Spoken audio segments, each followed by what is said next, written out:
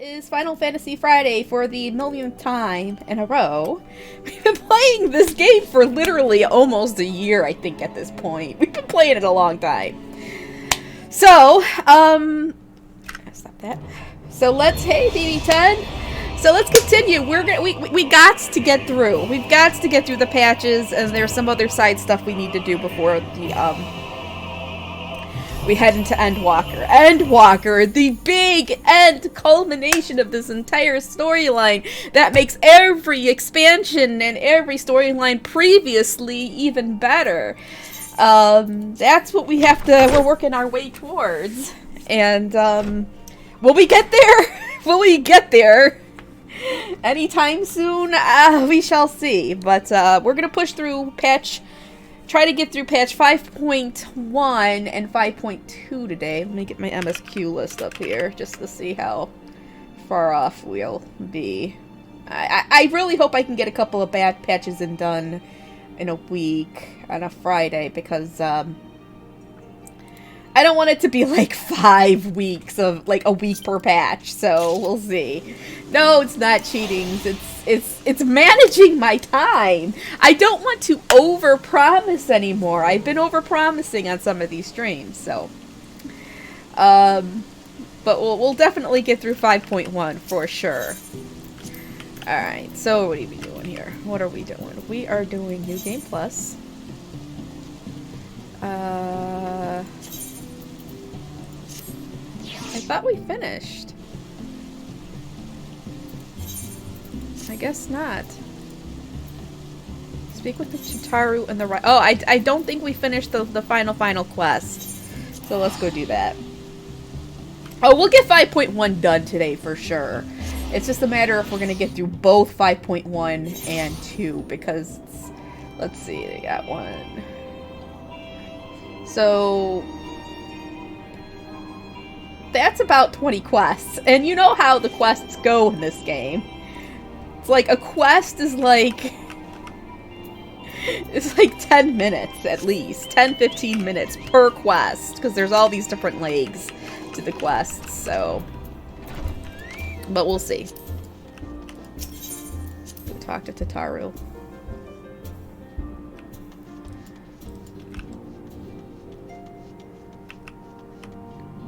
Oh, there's a lot of people out in the world again. Huh? Alright, let's see. Let's see. Yeah, more chores. Tataru.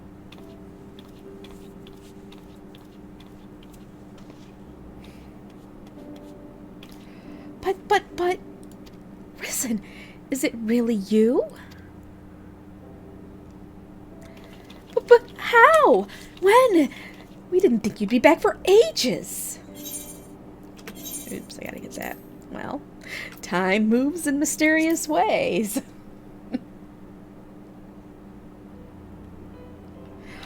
Right. So it does. The reports you had delivered by that excitable little pixie said as much. As for the situation on this side, the Imperials are still eyeing our forces from afar. From what I'm told, the Garlean armies have been slow to react and seem reluctant to commit to any large-scale engagements. It's an odd sort of stalemate. Otherwise, we've yet to see any sign of that awful Black Rose weapon we were warned about. Oh, but I suppose you did call in an old friend to help out on that. Oh, we did. I suppose we did call in an old friend to help out on that count.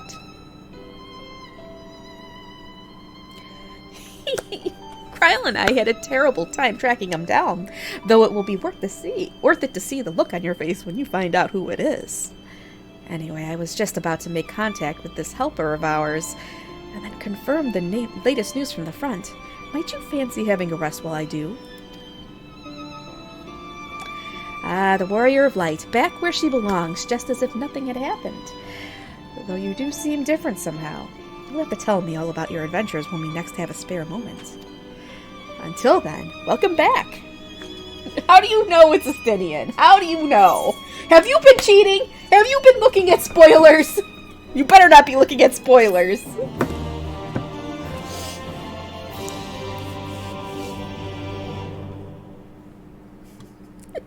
Don't you be looking at spoilers. Uh-oh. Uh-oh. What? What is Elidibus doing on the moon? Oblivion has claimed him.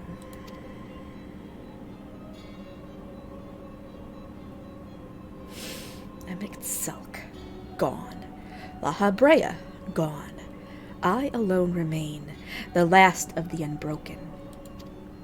Once more I am moved to reevaluate the potential of these tattered souls.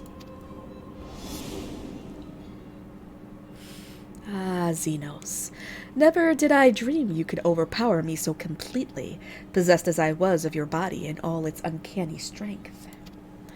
And now that I have shared with you the truth of this world and its reflections, who can predict how events will unfold? Not I. Emissary.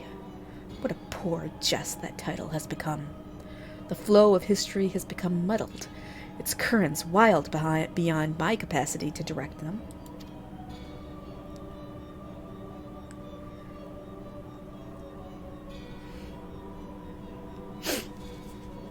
You have wrested the advantage, Heidelin.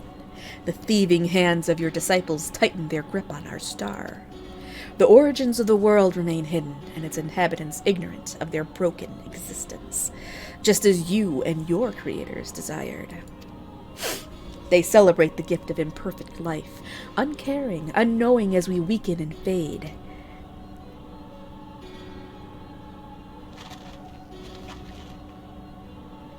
But do not imagine yourself rid of us. Though your champion has indeed proven the most egregious obstacle to our ascendance, a barbed thorn in my side, she may yet be removed and cast into the abyss. Oh yes, it can be done. I will keep these heroes mired in the first, and victory will be ours at the last.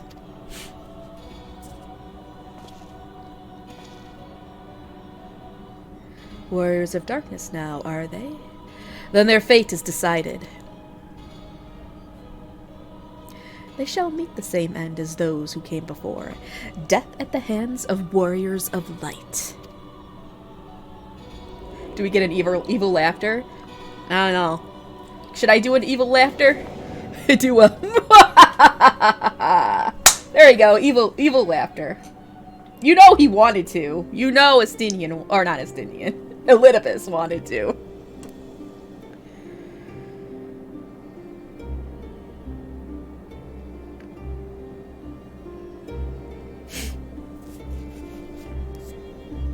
Seems you were right.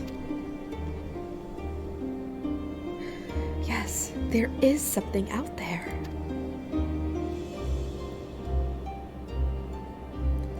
But it would mean crossing malms and malls of this infernal emptiness, which is rather unhealthy for living creatures, as I understand it.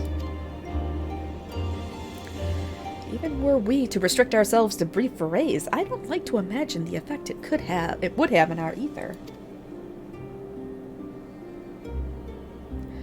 But you still want to go, don't you? We may have saved the world, but we haven't reclaimed it.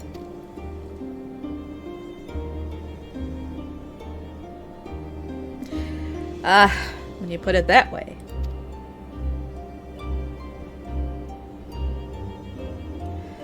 What choice do we have?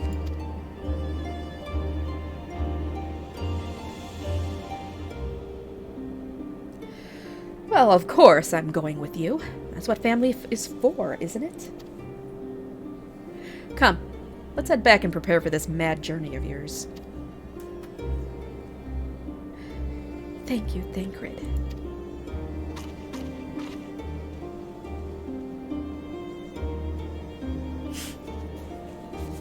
That's Trial Series. I don't know if I'm going to stream that or not.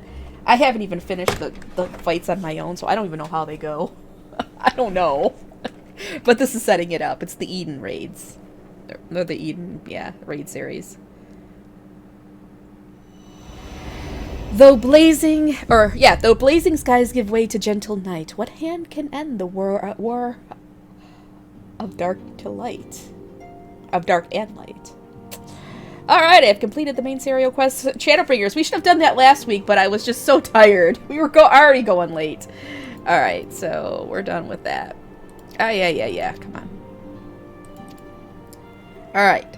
So, I'm gonna start the next part, which should be the final part of it. But I gotta go upstairs and get my, my wrist guard. I think I'm having problems with the carpal tunnel again, and I'm gonna put it on so I get some pressure, because you know pressure is supposed to be good for, like, healing. So, compression, you know. So, let me go get that real quick, and then we'll continue.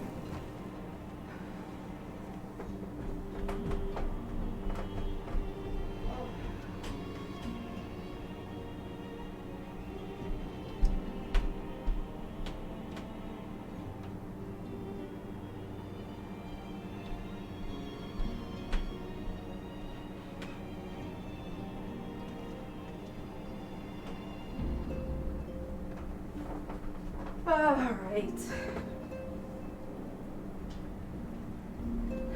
Get this on.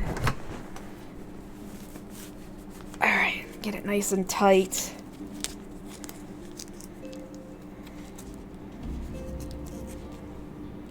Oh yeah, already, when you put it on, like already I can feel my fingers feel better just from tightening it up. It's crazy, it's crazy. Alright. Let's do part 3. Part 3. Alright, so what we'll do before we move on to all the side stuff, we'll finish part 3, do the side stuff, and then like I had mentioned before, like done before, part 4, which is usually more of a lead up into the next expansion. We'll start that. Alright, Rizlan, gods, it's good to see you. I hope your being here means you've had your fill of rest. Well, not so much as 40 winks, truth be told. You're too selfless. That's your problem. But you'll be no good to anyone if you don't take a break every once in a while. Anyway, not much has happened since your last visit. I had planned for you to meet that helper I told you about, but he refuses to answer his link pearl. I do hope he's all right. We've been exchanging messages with the Eorzean Alliance throughout, though. They say the fighting has finally stopped at the Gimlet Dark, and that the Empire's shown no sign of movement. Which means we might actually have a moment to ourselves for a change. Seeing as you're back, maybe you could tell me more about your time in the First. Oh, hold on, I gotta wipe my glasses. There's a smudge on it. It's driving me crazy. Great. Oh, and if you don't mind, I'd like to ask Flamin to join us.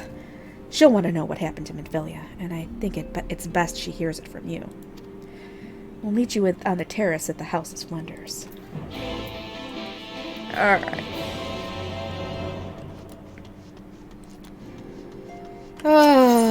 Now, this is going to start off, it's going to be a lot of slow stuff before we really start getting going, but...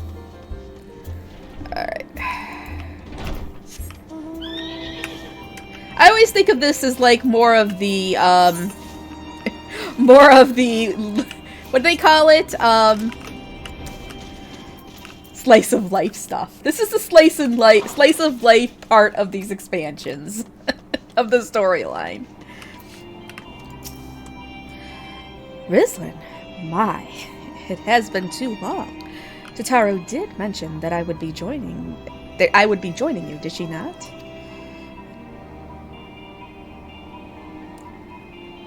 Thank you. Words cannot well express how I have longed to know more of the First. This world Minfilia has sacrificed so much to save. But come, rest your feet. Totaro should be arriving shortly.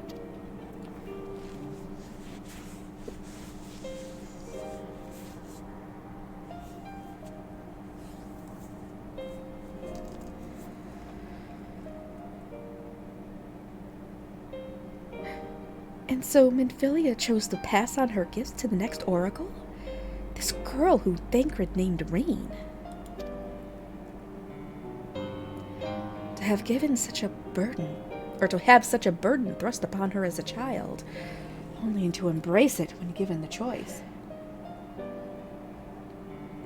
In that respect, they are quite alike. It would seem her legacy is indeed in capable hands. Rislin, might I ask a favor of you when next you return to the First? To tell Reen that what I cannot. To tell her, thank you.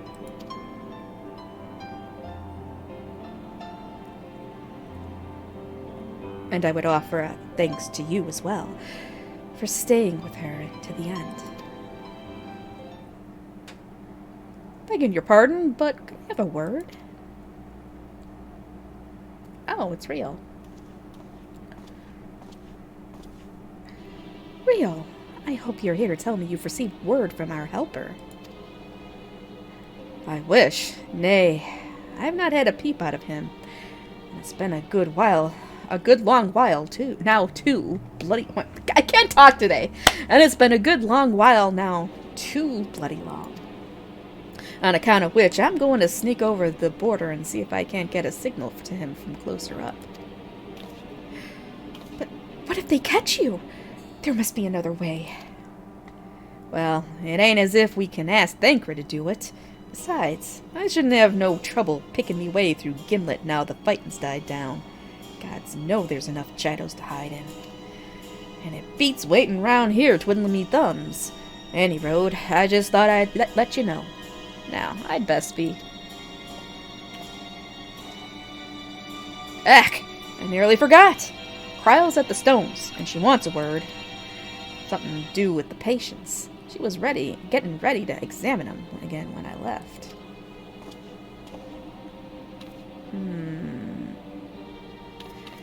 We best head back then. I'm sure it's important.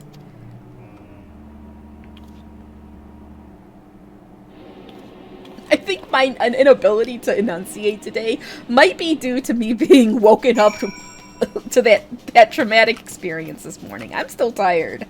I'm still tired from that. It was about 6:30 in the morning, too. I mean, which isn't too early, but still. Ugh. I've got another cup of tea here, though. I'm drinking my tea. Drinking my tea.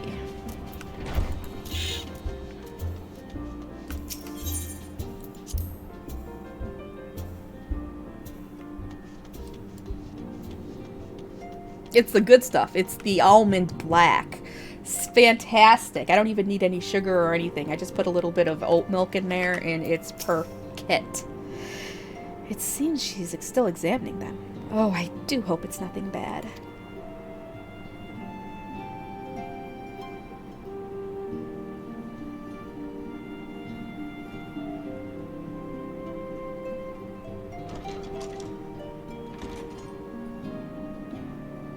You're here. Good. Good voice acting. So, how are they? Still locked in slumber, but otherwise in good physical health. For the present, at least. For the present? Oh no, is something wrong with them? I'm afraid there may be.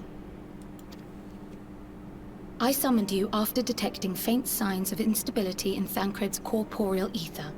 But subsequent examination suggested all 5 might be affected. And when I examined them just now, my fears were confirmed. Tellingly, the degree of instability varies between them. Thancred exhibits the most notable signs, followed by Y'shtola and Urianger. The twins' ether, meanwhile, remains relatively stable, but there is a change there too if one knows to look for it. Hold on. Isn't that the order they were called away in? Indeed. Which leads me to believe the instability will only increase with time. Uh-oh. Though I can but speculate, I fear this may be a symptom of a weakening link between body and soul. By the gods! What happens if the link is broken? I cannot say for certain, This is all unknown territory to us. Yet whatever happens, it cannot be good.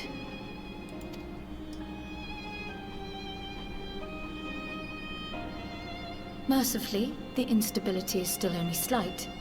And you may rest assured, Master Matoya and I will do everything in our power to keep it from worsening. Be that as it may, it is imperative that you find a way to restore our friends' souls to their bodies. Well, no rest for the righteous, eh?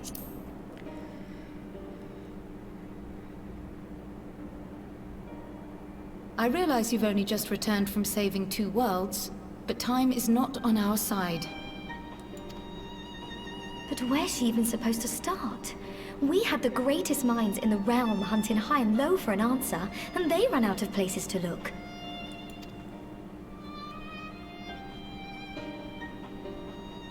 You stated in your report that the Exarch had originally intended to reverse the summoning process by means of his own death, correct?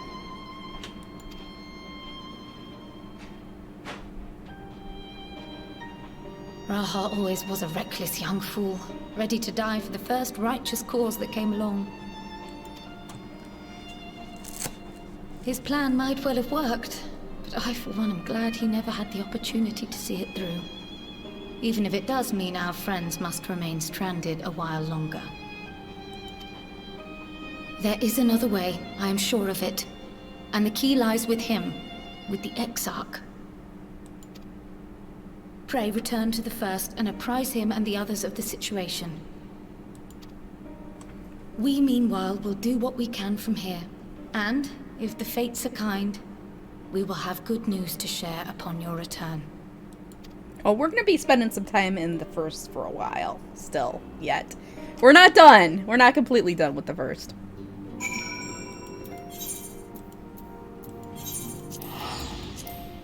Yeah, we're going back. We got stuff to do. We got shit to do. We can go back and forth. It's fine. Unlike everybody else, we can. They actually wrote it into the story. That I guess somehow, whatever way that he called us over, it was different from the others.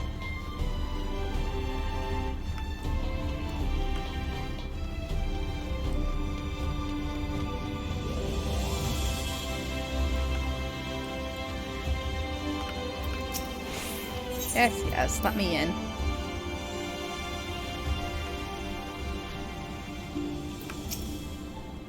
Ah, Rislin, you are returned. I hope your time in the source was suitably restful. But of course it wasn't. Go on. Their corporeal ether shows signs of instability. By the gods. The possibility never even occurred to me. If you have returned in the hope that my research has yielded a solution, I fear you will be sorely disappointed. 'Tis but a mercy we have the likes of Mistress Cryle and Master Matoya to keep our friends' bodies safe, while we wrestle with the problem. I cannot forestall the separation of body and soul indefinitely. Come, the others must be told.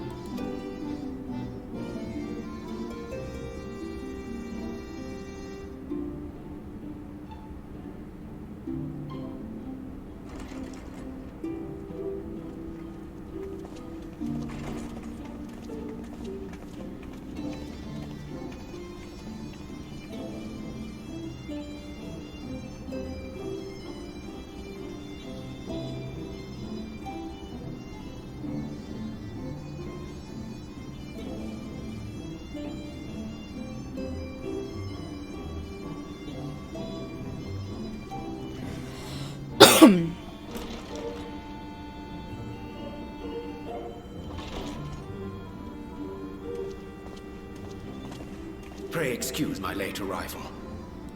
Mm-hmm. Will Thancred and Reen not be joining us? Nay, milady. With apologies to all, they beg leave to pursue their investigation of the empty to its conclusion. Should matters here demand their presence, however, they did assure me that they would make themselves available. Yes, of course. Then let us proceed.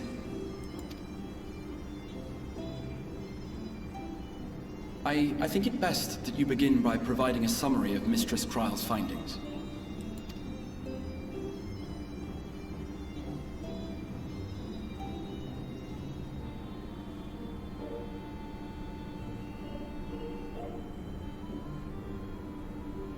I suppose it was only to be expected that some change would occur. Yet our souls seem unaffected, to my eye at least. How long they will remain so is another question. Kryle is right. It is imperative we find a way to return to the source. Perhaps an explanation of the method by which I brought you here will yield some inspiration. Ere I begin, it must be noted that I am by no means a gifted mage. In order to employ powerful magics, I must rely upon the Crystal Tower and its boundless reservoirs of energy. The magic that summoned you was no exception. 'Tis a singular spell, adapted through painstaking effort from the technique that transported me to the First. To use an analogy, it works by cutting a hole in the fabric of reality.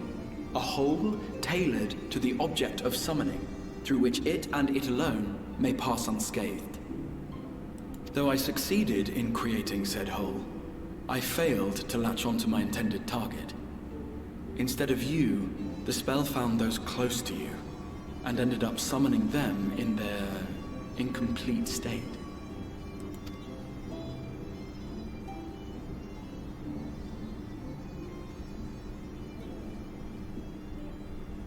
I would not soon throw my life away, not after the lengths you and yours went to save it. And so long as I breathe, I will spare no effort to see you safely home. But should all else fail, and your lives be at stake, there remains one sure method. But how do we know that's even gonna work, Raha?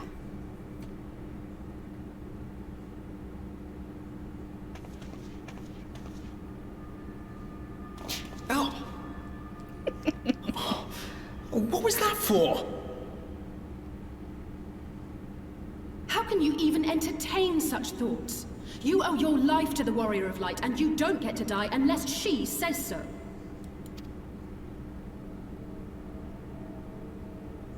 Your followers await your divine judgment.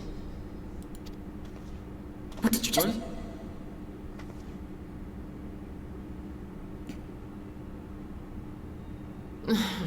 If the two of you have finished, perhaps we could return to our discussion? Rather than dwelling upon the multiple failed attempts at transference, I think it would behoove us to focus on the solitary success.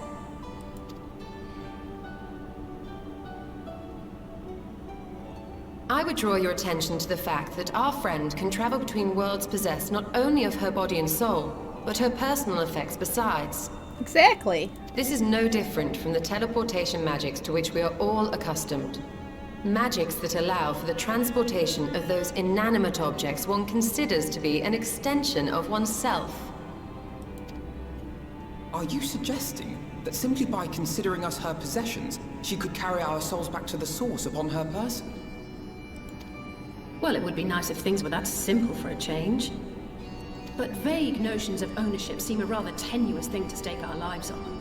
So much as a moment of doubt on her part and we'd be left floating in the rift. Milady hath the right of it. The requisite fixity of belief would be too much to ask even of our friend. Yet were we to immure our souls within an object in her possession, mayhap then our safe passage could be assured. White Auracite would, I believe, serve as a suitable vessel for this purpose. It was conceived to imprison the massy soul of an Ascian, and should house one of ours with relative ease. We would need only to ensure our soul's safe preservation inside the stone, and identify a means by which they might be transferred back unto our vacant bodies. Soul preservation and transference. I believe I know of someone who may be able to assist us. On the far shore of the source, there stands a great palace built by the elves. It was forsaken in the wake of the flood, but a certain Numo chose to make their home there soon after. Though they have long lived as a recluse, they once occupied a place of honor in Verbert's royal court, and it is said that none in all of Norvrant is more knowledgeable than they on matters of the soul. Well, I've no objection to seeking a helping hand, but if they've gone to such lengths to hide themselves away from the world, what makes you think they'd be willing to lend us one? A worthy question. Years ago, I myself tried and failed to solicit their cooperation in the battle against the Sin Eaters. No sooner had I begun to make my plea than they unleashed a swarm of their familiars upon me. Unlike me, however, you have curried favor with the Fae folk. By that merit alone, I am hopeful that they would grant you an audience.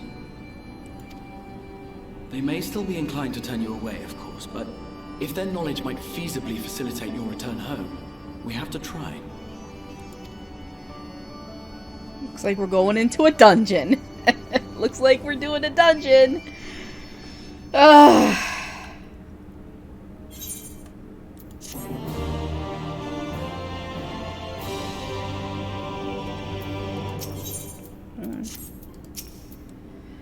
The new Mo seemed such a welcoming folk in Ilmeg. What do you suppose could have driven this one to a life of seclusion? I'm sick and tired of the Exarch's attempts at selfless sacrifice. If he suggests dying one more time, I swear I'm going to grant him his wish. A mage of surpassing skill living a life of seclusion. Now where have I heard that before? One can only hope they are more receptive to unsolicited visitations. 'Tis said the kingdom of Ververt was once home to the realm's greatest knights and magics both.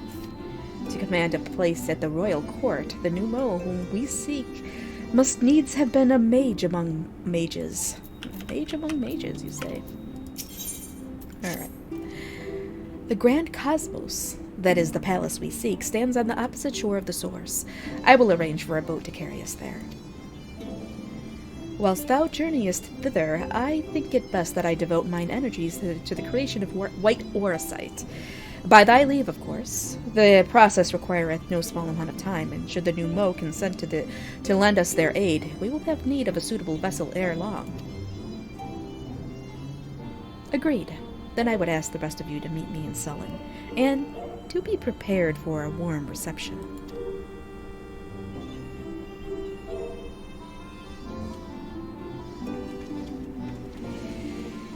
Alrighty then. Where is Sullen?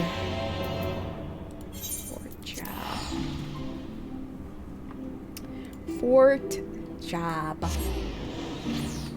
Oh man, I got an itch on my back. Damn it. Why do you get an itch on your back? Why is it always in a spot you can't reach? Just like right in the middle between your shoulder blades, and no matter which way you reach, you can't get to it. Ugh. Always. Always.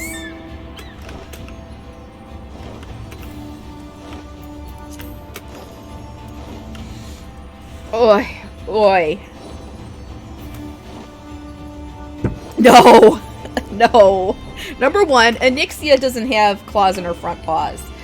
And before you start freaking out about that, that was before we realized how horrible declawing cats were. So we don't do that anymore. I mean, that was years ago. Over 10 years ago. So, but she doesn't have any front claws. Chewie does, but Chewie's a butt. And I can't trust him.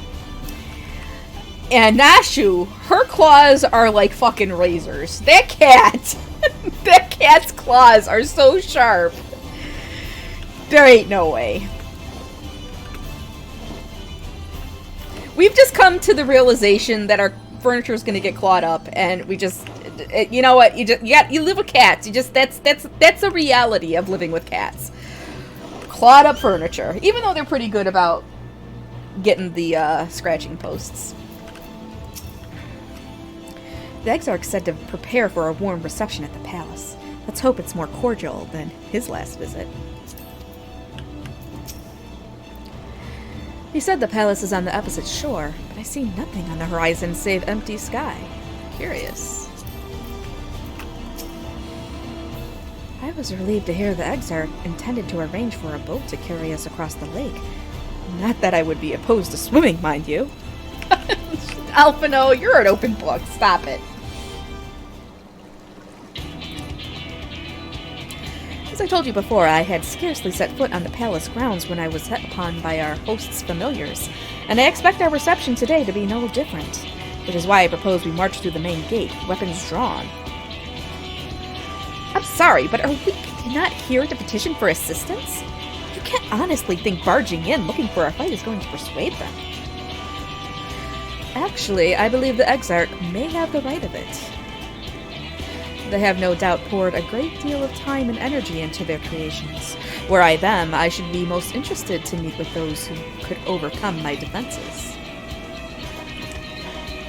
As would any true seeker of knowledge, and there is little we can say or do to convince them to help us if we know nothing of their character, nor less why they chose to hide themselves from the world. But if we can seize their interest, mayhap we can earn ourselves an audience.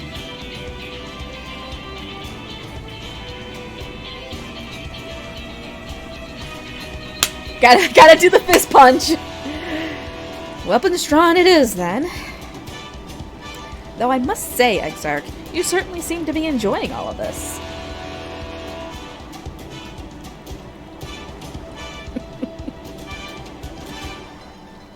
Do I? Well, I will not deny that I enjoy the thought of fighting alongside you all rather than pacing about inside the Crystal Tower. You both seem to be in rather high spirits, if you ask me. Not that I am surprised. Your moods invariably improve when Rislin is around. Oh! What exactly are you implying? She averted a calamity, and the light, which seemed destined to consume her, has been extinguished. 'Tis only natural that we be pleased to see her. Yes, well, we have plenty of time to celebrate her good health after we've finished here. Of course. Then let us proceed to the palace.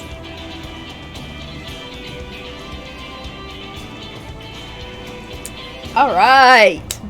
We're right off to the Grand Cosmos. All right. Actually, what is this quest? A grand adventure. Oh, we're only on the second quest of the entire patch. All right. Well,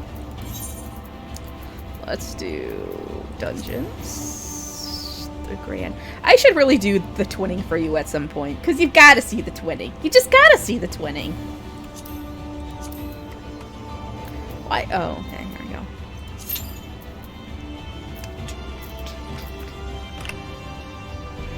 Yeah, this dungeon was a little tough the first time we did it. We didn't know what the hell to do on the last boss. It's a little tough. So. There we go. What is it? You'll see. You'll see. Oh, the twinning? The twinning's got an awesome soundtrack. That's what it is.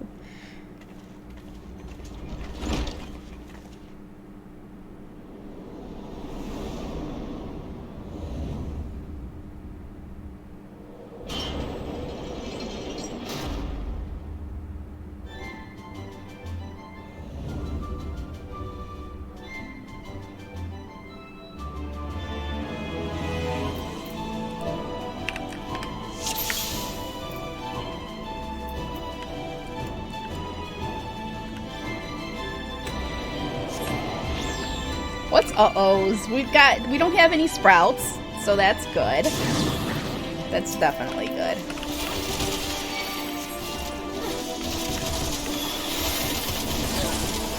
Oh, I better run. I better keep up. Come on.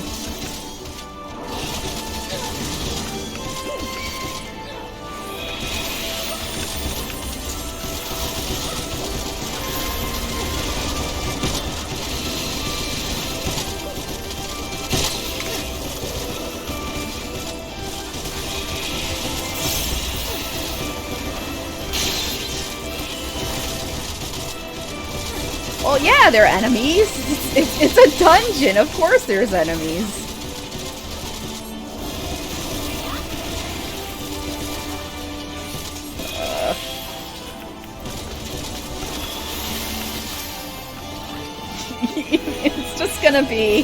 It's just gonna be, yeah, sunglasses for the rest of this expansion. I think I get Holy, 2, or is it Holy 3? I don't know what. I think I get that in sometime as I level up. I think it's like level 82 in Endwalker, and then it's not as bright.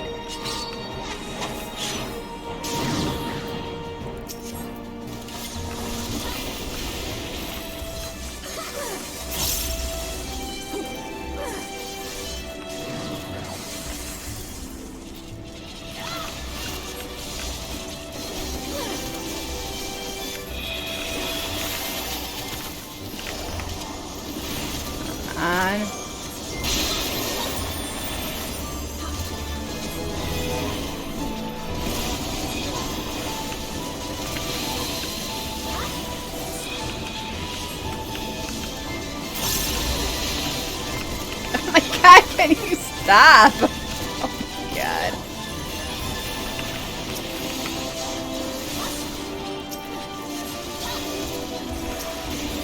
I'm not a dork for dorkness.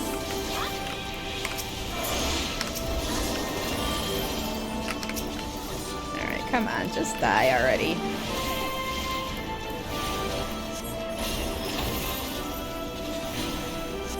There we go.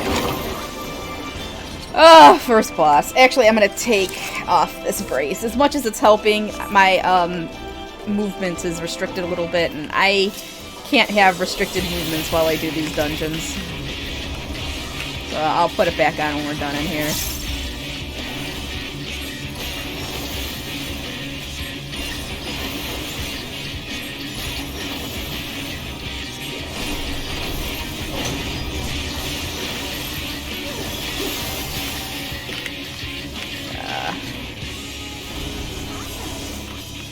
Alright, here we go.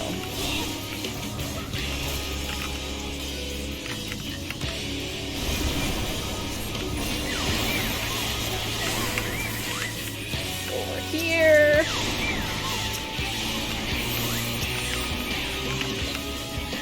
Alright.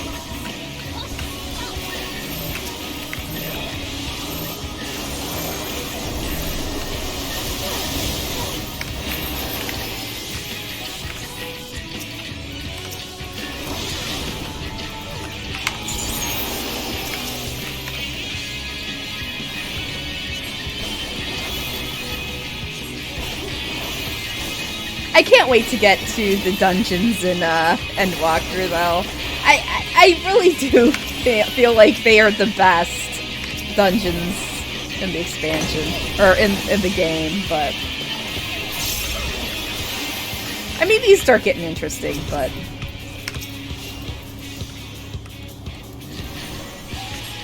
Oh yeah, I gotta get that medal. Oh, and the mid-boss theme in Endwalker is fantastic. It's so good. Oh shit, I'm gonna get blown all over. Shit. Ah!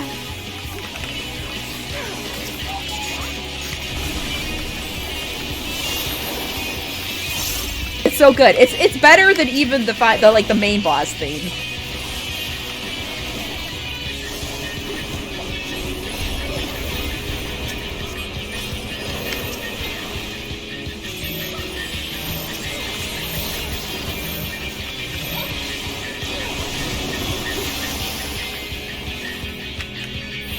Alright, stop.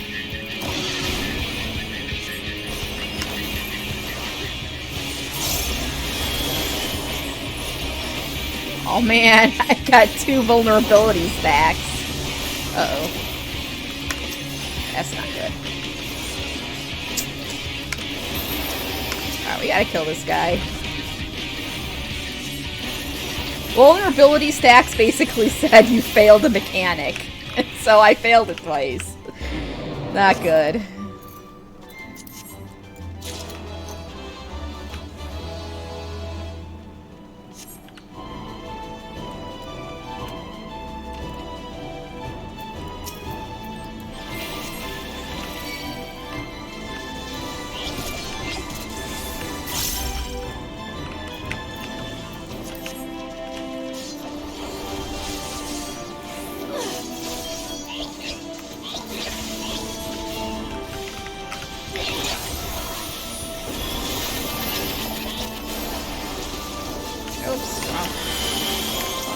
Oh, come on. I hit the wrong thing.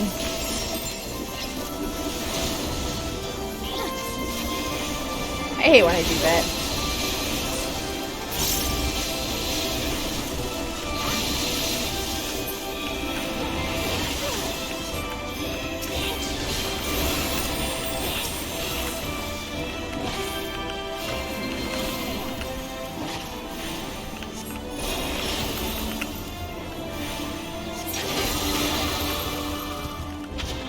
I like how this dungeon and the music has like a whimsical like feel to it.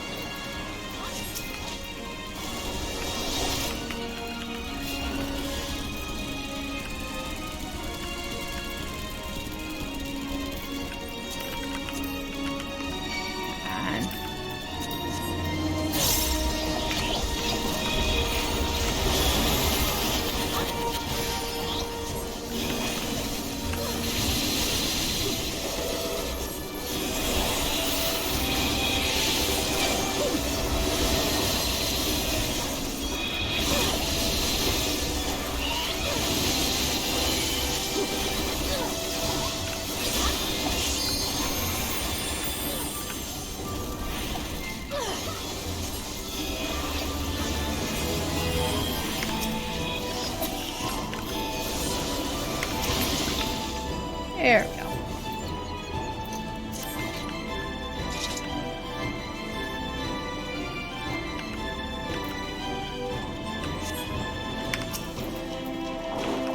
I think that boss might be a little naked.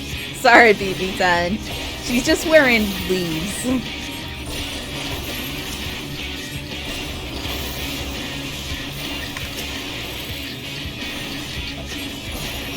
I know. Just a little bit.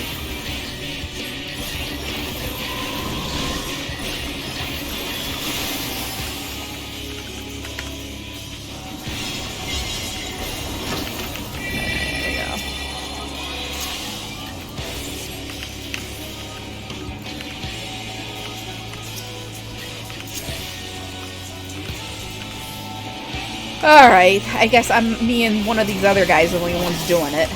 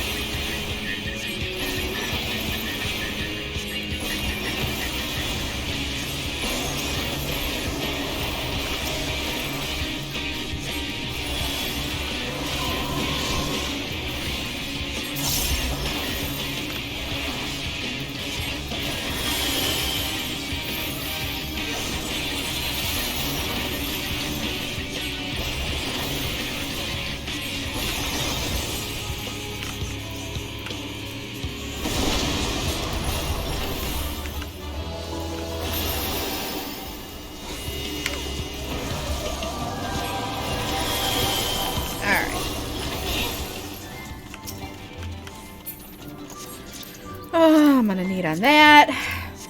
Alright.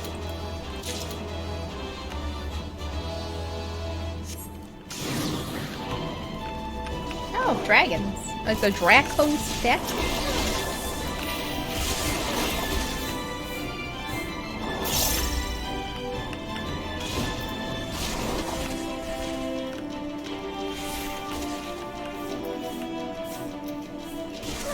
They're porksies! Look at them. They're little pigs with ears, with like flying ears.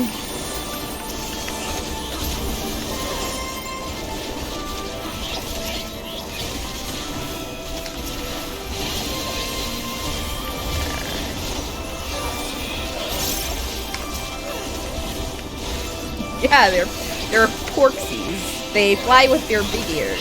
Kind of like Dumbo.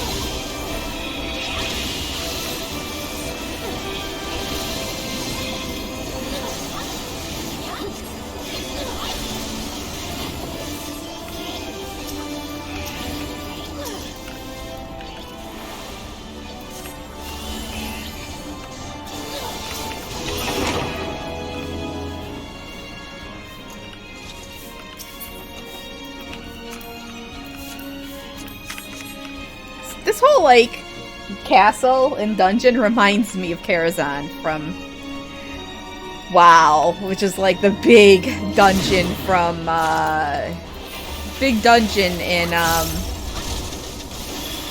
the Burning Crusade. God, we spent so much time in Karazhan. I'm pretty sure it's inspired by it.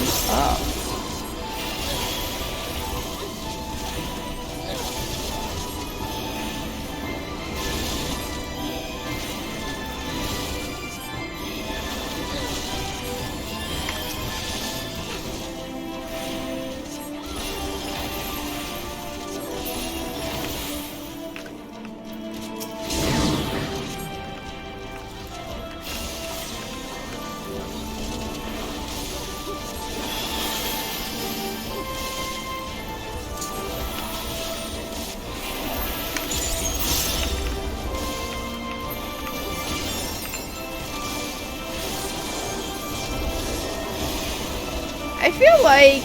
Oh yeah, we got a samurai. I don't think the samurai is really good at AoE.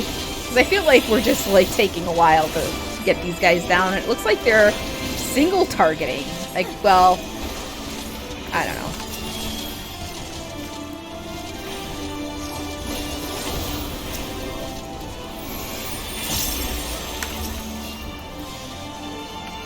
Lord Toltwill. Okay.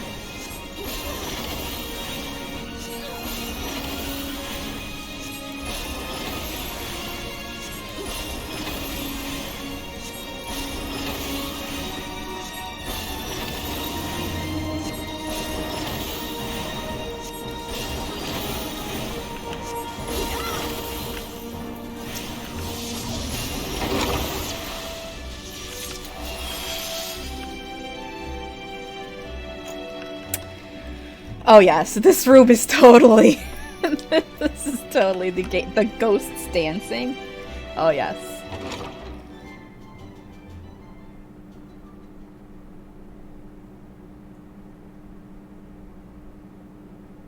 You have sullied these halls long enough. Come, Lugus, our guests yet want your company.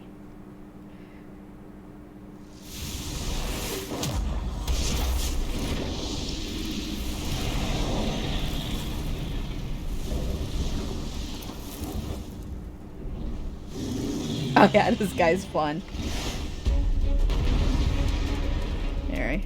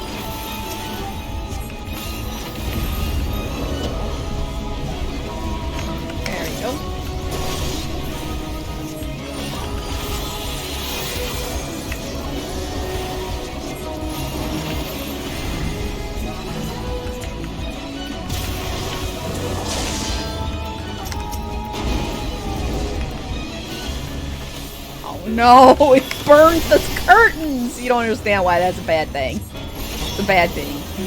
Burning up the furnitures. You can't burn up the furnitures. Shit.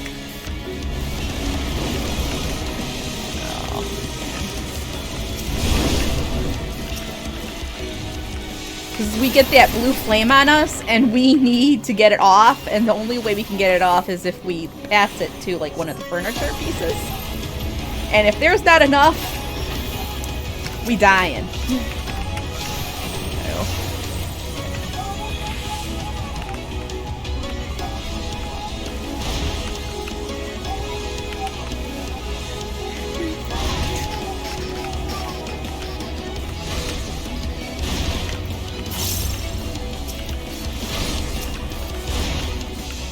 We only got 2 left, so this is gonna be bad. 2 people are gonna die.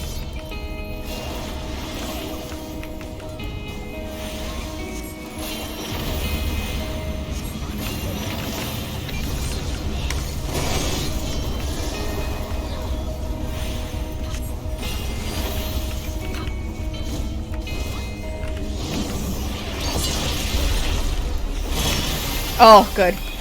We got some chandeliers. Oh no. I don't want to. Get away from...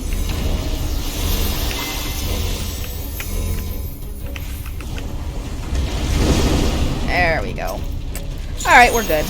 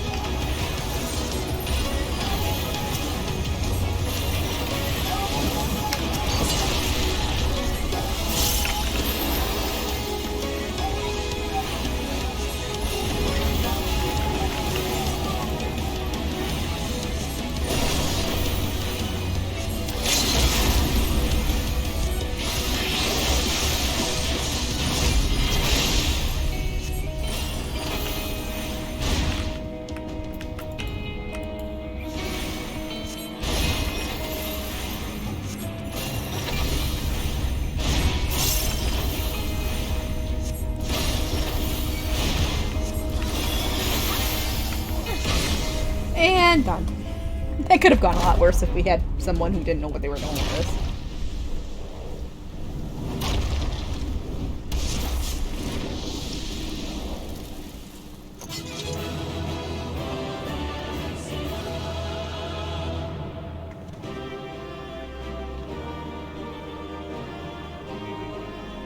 Alright.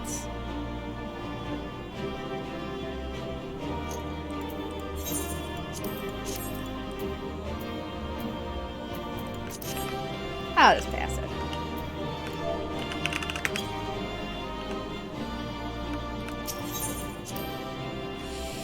Alright, got through that. That wasn't too hard.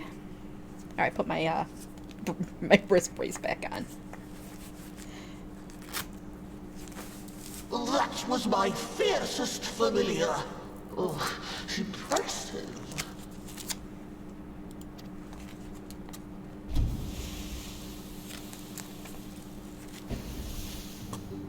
It's a doggo.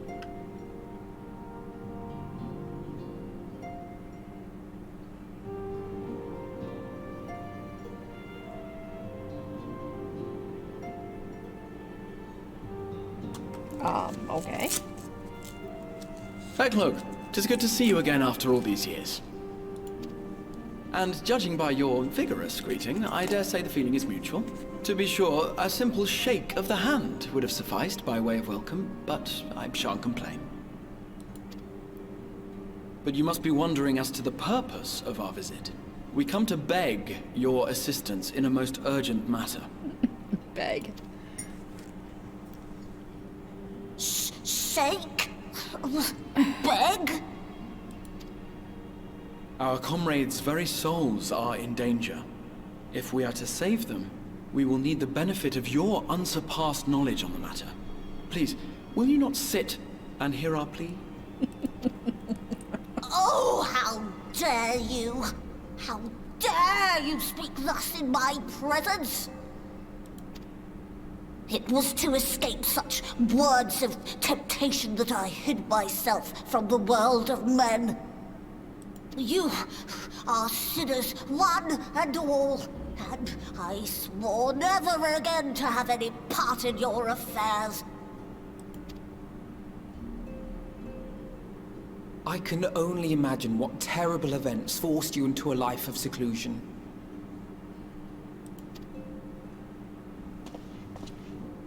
But I know that the Numo are a good and noble folk. It is not in your nature to turn a blind eye to the plight of those around you. And in treating with us, I am certain whatever mistrust you feel for man will begin to heal. They're all so horrible.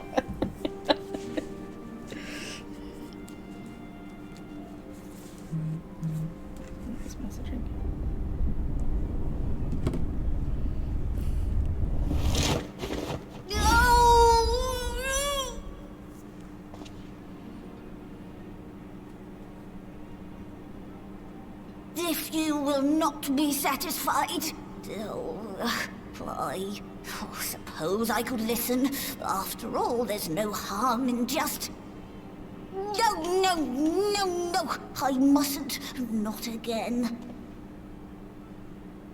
That damn court mage seemed to have the best of intentions too, and countless innocents died for my naivety.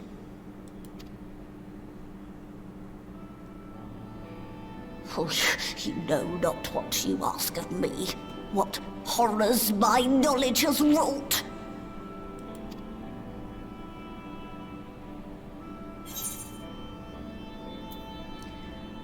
We would never misuse it.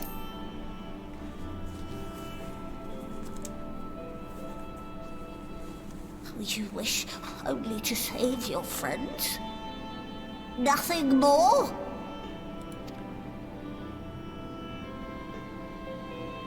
Do you swear it? No. No.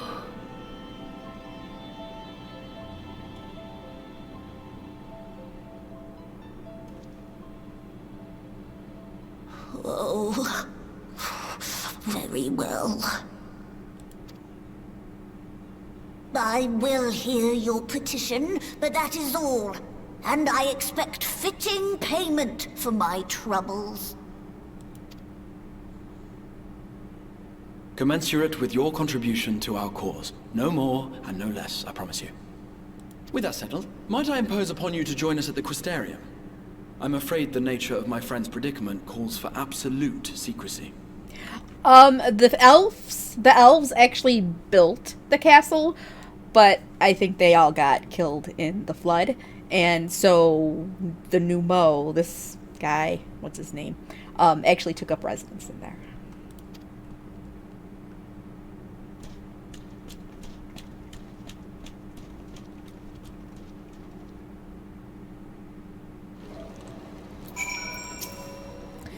There you are.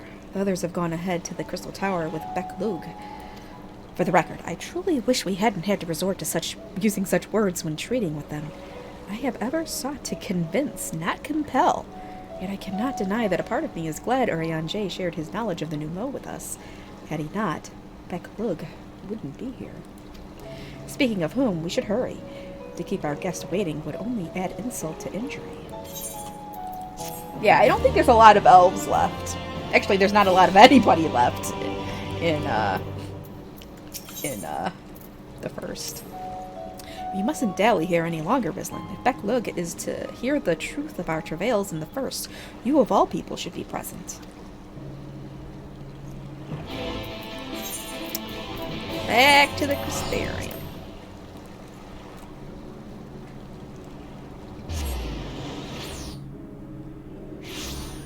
Alright, we gotta go to the Docile Gate.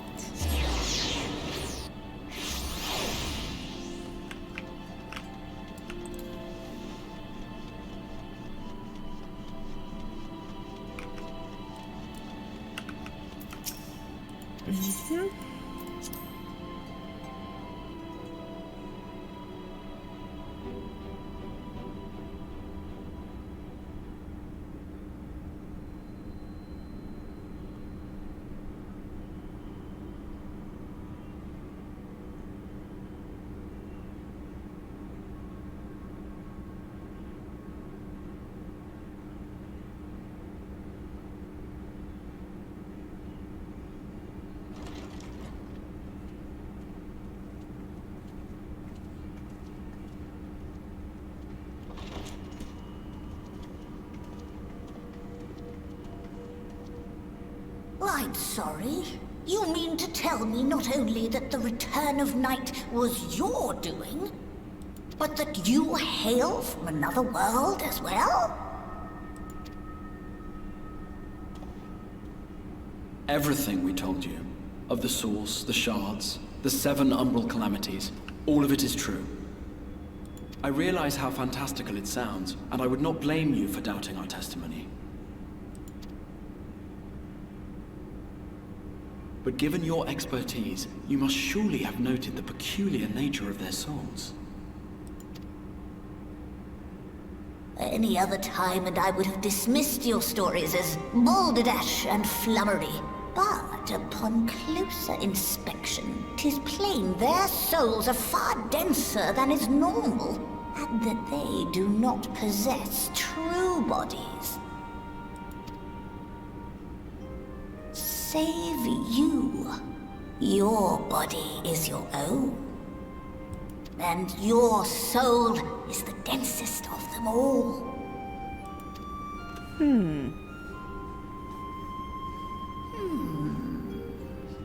Why is it so dense? As I said before, were it not for their heroism, the skies over Norvrant would still be awash with light, the realm yet at the mercy of Vorthri and the Sin Eaters.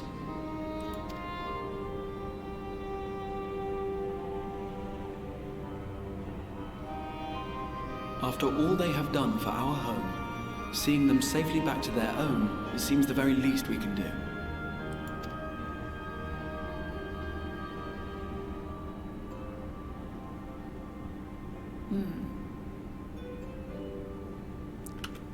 No, not cocaines. I'll explain after this cutscene.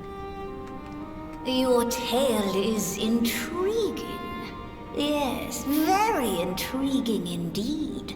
Simply to hear it is fitting payment in itself. As for your friends, I can but agree. Their valorous deeds on behalf of Norvrant are deserving of recognition, of their own fitting payment. You will help us then?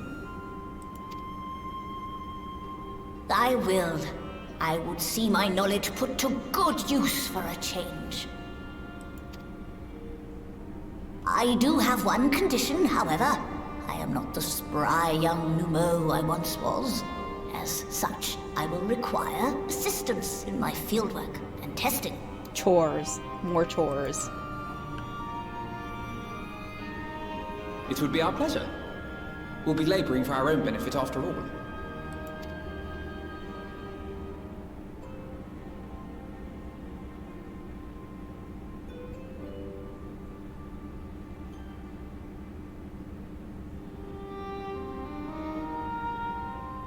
Okay, so the reason why their souls are so dense is because they are of the source. And as you recall, every time a cataclysm happens, it is when one of the shards rejoins the source. And so how everybody was split into 13 different shards, well, those different people were actually combined back into them. So that's why their souls are so dense, because they have more soul in them. But also, Rizlin, the Warrior of Light, is super dense because Ardbert rejoined her. There you go. That's a little lore for you. Did you happen to notice the magic broom strewn about the Grand Cosmos? Uncanny. Beck-Lug has a fine eye. Though we have yet to begin, I rather think the Exarch was right to call on them. I sometimes forget we're not truly here in the first. It will be good to be whole again. I told you we were gonna love Ardbert. Fortunately for us, Beck-Lug is of a mind to see you and your fellow Scions justly compensated for your efforts.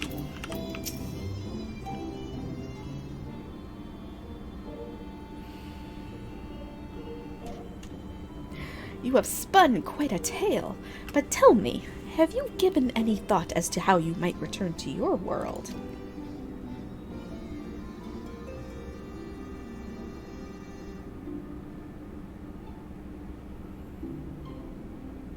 White Orosite, you say? An intriguing proposition, but one which fails to account for the present state of your souls. They have become highly charged, likely as a consequence of having maintained tangible forms for so long. In such an energetic, unstable state, there is no telling what may happen to their souls within the Orosite. They could very well become immutable to transference, never to be restored to their bodies. Then, would it be possible to force our souls into a state of dormancy prior to transference? In theory, yes. But the soul is not a candle to be snuffed out and relit on a whim. Well, that sounds ominous. What exactly would rendering our souls dormant entail? In order to maintain a corporeal form, your souls constantly draw ether from your surroundings. This process must be halted, and the resulting surfeit of ether removed. Your minds would ultimately be separated from these faux bodies of yours, rendering you incapable of interacting with the world around you. A cruel fate under normal circumstances, but one which will be rectified upon your return home. Leaving lifeless husks, like those poor souls at the inn at Journey's Head, corrupted by the Sin Eaters, their ether made stagnant by the light. Corrupted? Stagnant? Might I see these unfortunate individuals? Why? Do you think you might be able to help them? I might, or I might not, but I shan't know for sure until I have seen their condition firsthand. Then I would be glad to take you to them, on the understanding that you won't do anything which might increase their suffering. It was my faith in man I lost, not my compassion. Well, I see no need for all of us to accompany you. While you escort our guest to the inn, I will assist Urianger in creating the requisite Orosite. I believe my talents would be better applied to that endeavor as well. Might I leave the three of you to assist Beck-Lug as necessary? Let us make for Amarang, then.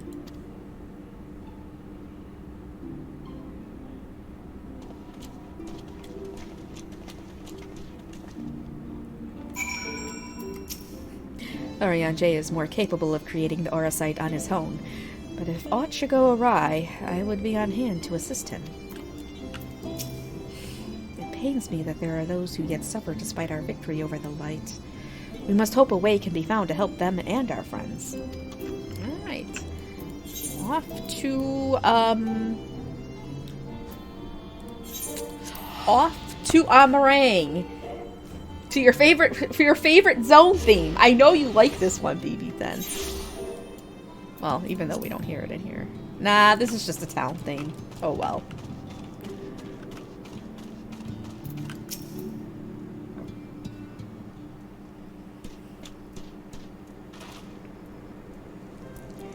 So this is Halric, is it? Yes. His etheric balance leans perilously toward the light.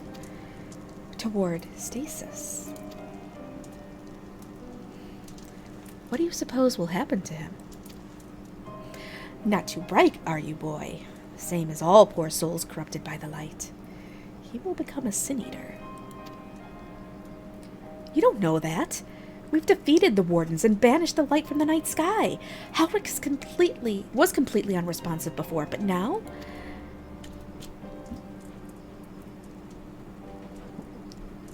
Mumble. Then perhaps there is yet hope. If I may, there is a treatment I wish to administer to the patients. What sort of treatment? In the course of my studies of the soul, I once created a tonic which could temporarily stimulate the ether in one's body. After some refinement, it came to be used by the Knights of Verbert. Then, for far darker purposes. Lest it fall into the wrong hands, I swore never again to make it. But for their sakes, I will break that oath. It is not like to reverse the stagnation, mind you, but it should offer some measure of relief.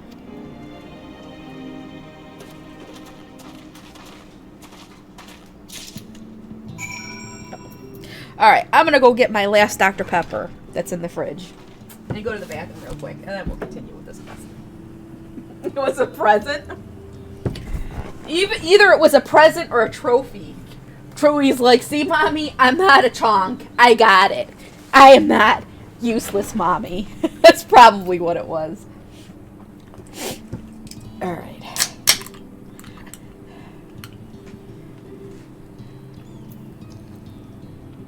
Either that or it was a Nixia. She found it half dead and thought it was her toy and brought it in the bed. Because you know how you hear her crying like crazy? That's because she's by her little toy.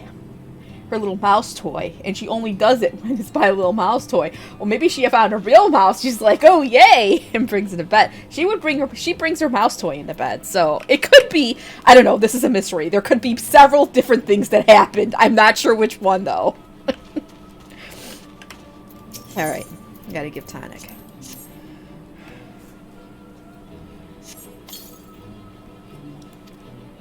Totten stares blankly at you. It would seem the tonic has had no effect.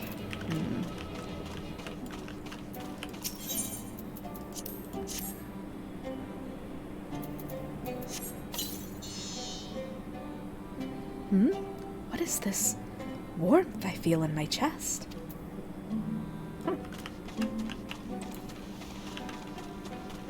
I don't know. Something tells me if Nashu did it, she would have just killed it. I don't know. I just don't know. Oh, investigate the mystery? She don't care. She likes it's a mystery. She likes messing with everyone. I feel warm in my legs. They don't feel as heavy.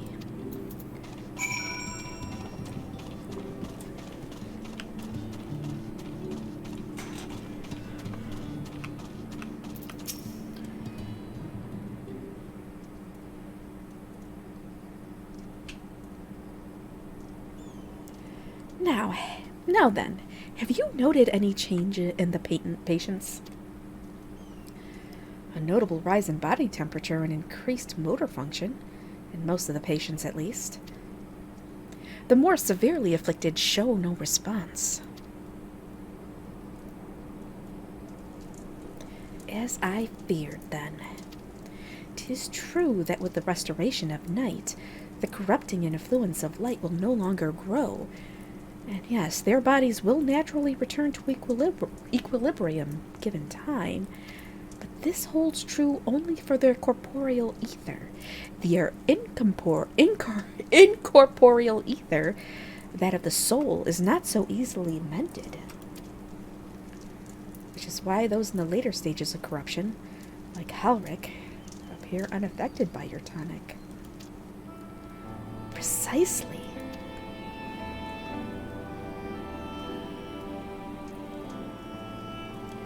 The boy's soul is too far gone, his mind held together by the finest of threads. There is a chance he may one day recover, of course, but it could take years, decades even.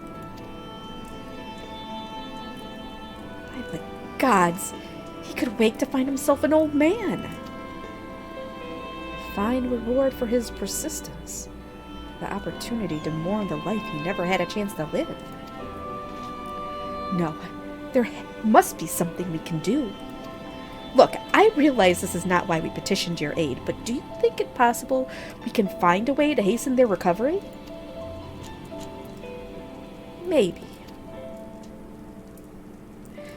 Nor do I think it impossible that in treating them, we might learn something of relevance to your own predicament.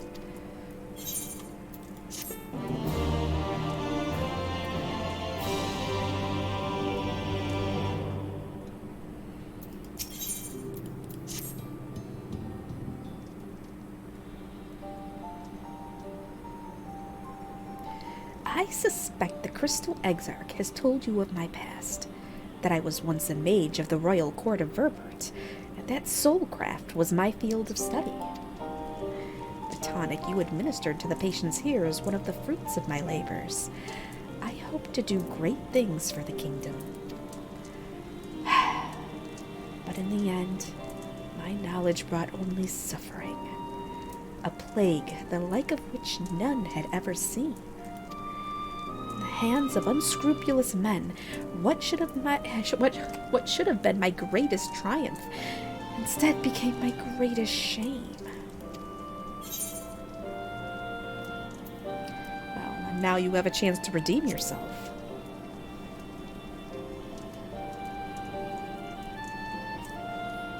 That I do. A comforting thought indeed. But let us return to the task at hand. Finding a means by which we might revitalize these people's incorporeal ether. Do you think it can be done?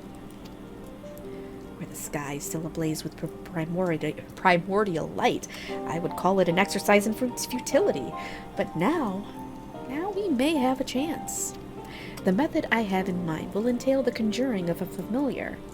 They are able to amplify the energies poured into them, making them the perfect conduit for the ether revitalizing magics we will ultimately employ. If you're about to launch into a lengthy explanation of the metaphysics of your plan, don't bother. I'd rather get on with doing whatever it is that needs to be done if it's all the same to you. Whatever reagents must be procured or spells invoked, I'll do it.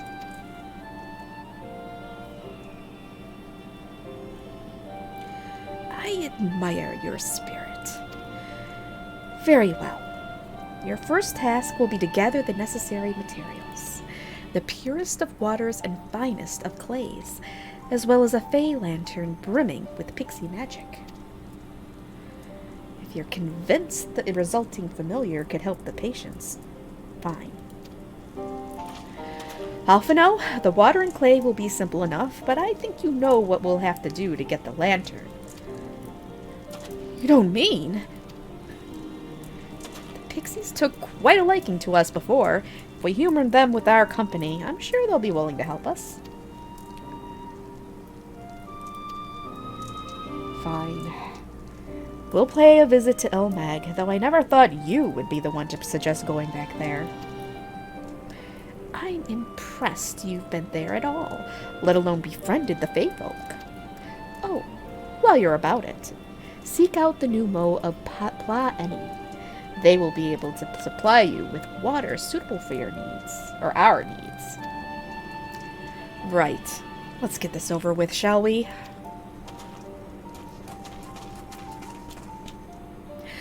There still remains the matter of the clay. Might I prevail upon you to find it? Oh boy, now what? Clay from Amarang would likely be best. Know you of anyone who might be able to assist us? Well, could ask the miners of Twine. Ah, yes. They will be able to point you in the right direction, I am sure. While you and the twins are occupied, I will see if there's aught else I can learn of the stagnation, which afflicts the people here. Alright, alright. To twine it is.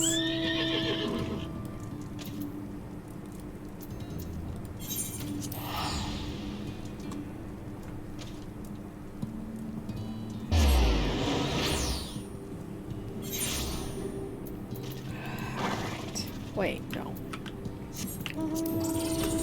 Yes, we're gonna... Oh, we gotta go talk to Magnus again. And Jarek. And that.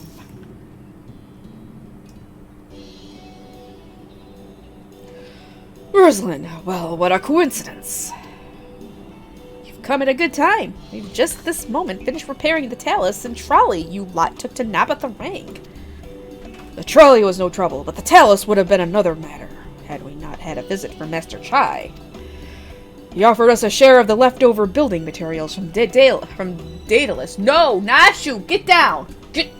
Hold on. Nashu, get down!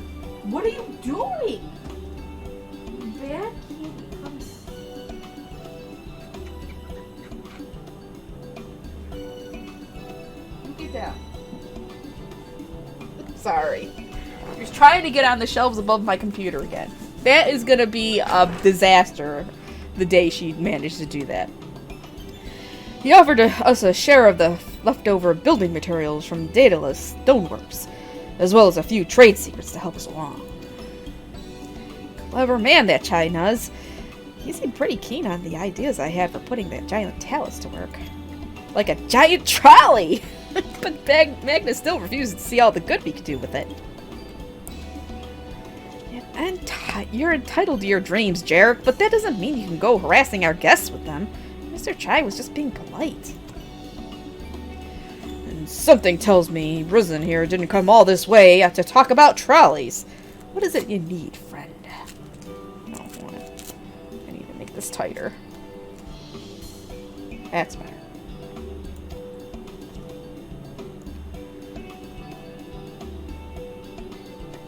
Nashu, what you do? She's sitting in front of my screen now. I see. And this familiar requires clay from Amarang. Nashu, get over there. Get over there.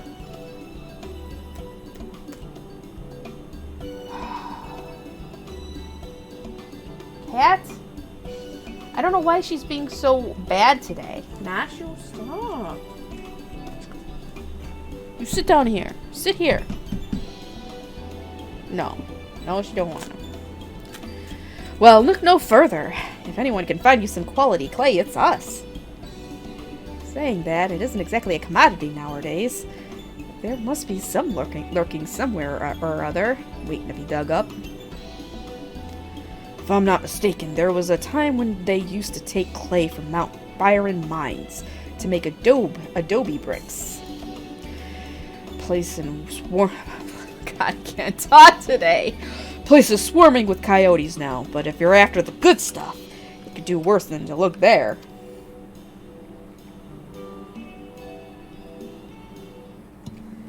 Alright. Time to go and collect some bricks.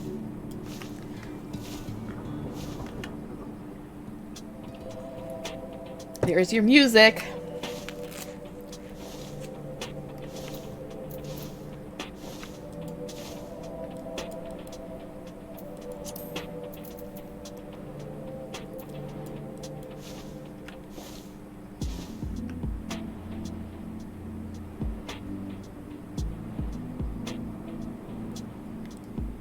Alright, so down here?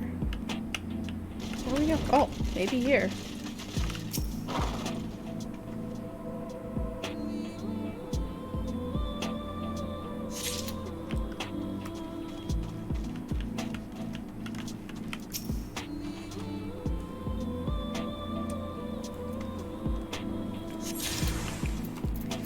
So, are you bopping your head around, BB10? Are you bopping your head? You should be. If you're not bopping your head, you're not doing it right.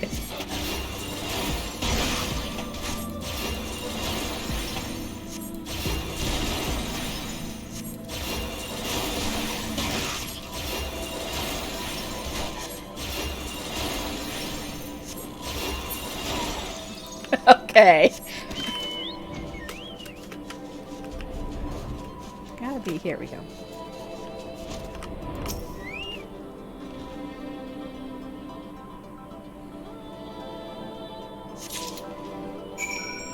I got all of them.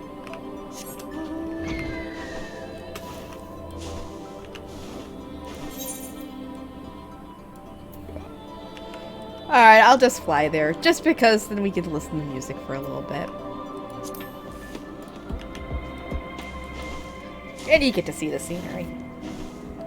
Oh no. The song's gonna start over again. Oh no, it didn't. It was still going. What do I have in my bags? Oh, all this stuff's...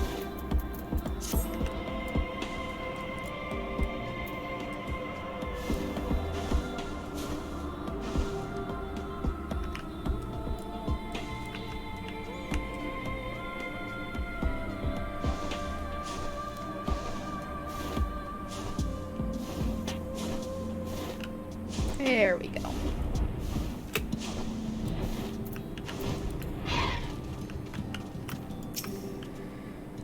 Pixies were constantly confusing me with Alice. In jest, I assume. I mean, it's not as if we look that much alike. We, don't look that much alike, do we? That had better be the only thing we need from the Pixies. If I have to endure one more prank, so help me gods. Twins have returned, and in one piece at that. I was convinced the Pixies would turn at least one of them into a garden ornament, but no. Was he hoping for it? You have the clay, I take it.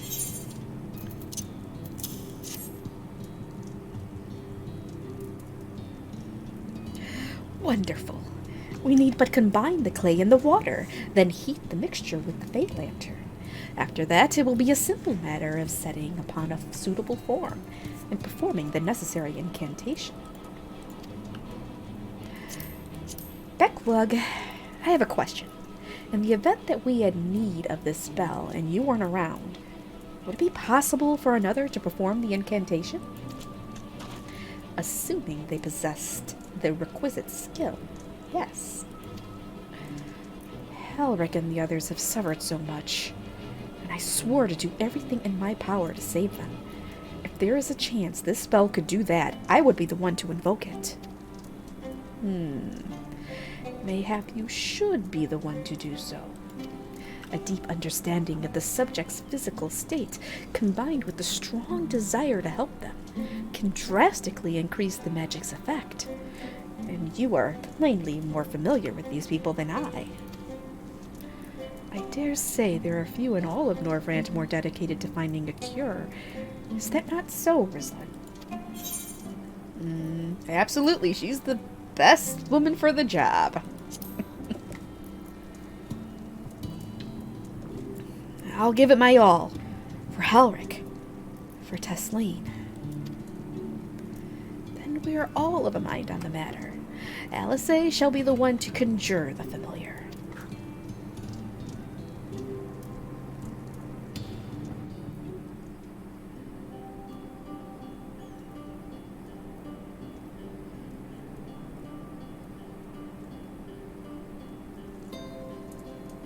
Let us begin. I know. I'm so sad. I trust you've prepared the clay?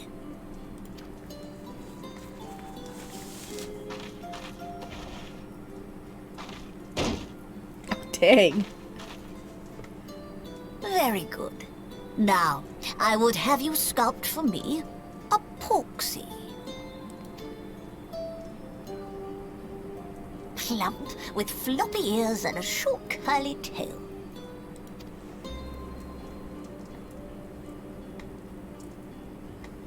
A porksy. I think I know what you mean.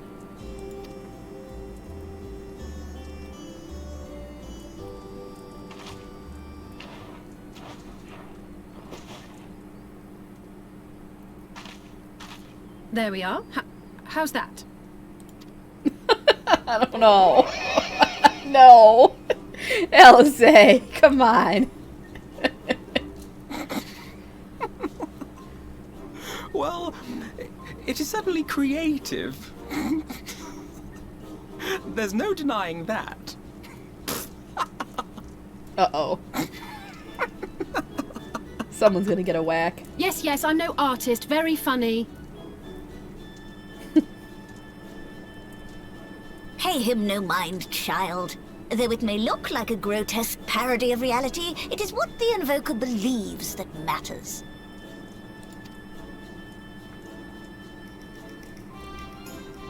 You're not helping. But I speak the truth. If successful, this incantation will turn imagination into reality. Which is why the only thing of import is what you believe this figure embodies. You must focus. Hold the Polx's image steady in your mind's eye.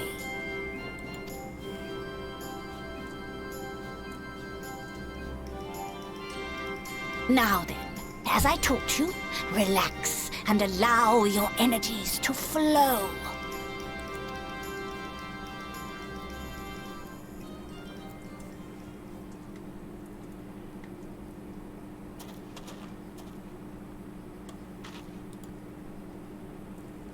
With flesh of clay I bid thee rise, on wings of dreams to touch the skies. What once was idle fantasy, I call forth to reality.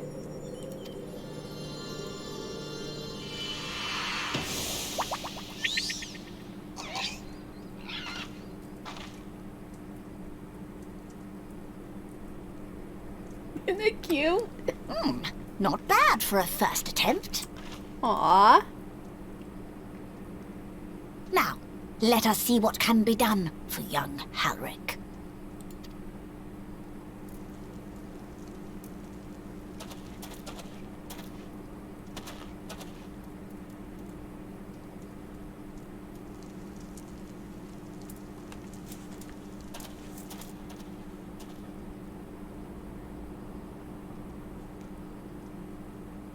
Through the operation of the magics you invoked to animate this familiar, it is now replete with the energies required to stir the boy's soul.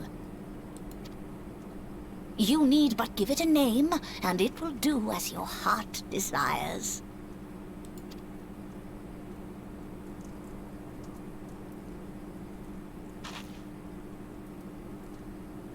A name.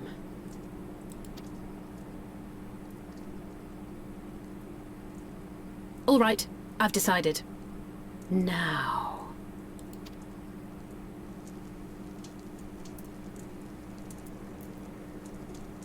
Go, Angelo! Angelo?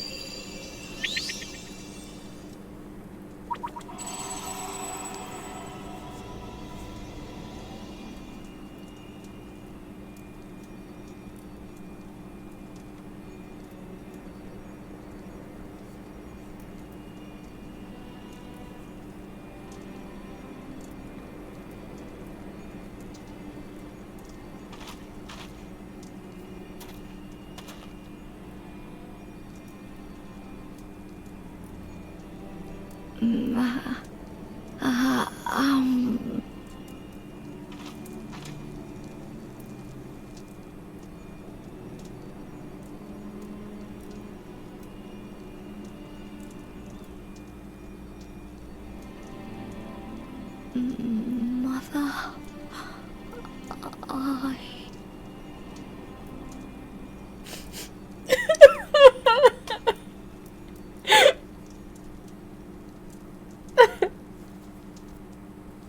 Did it work?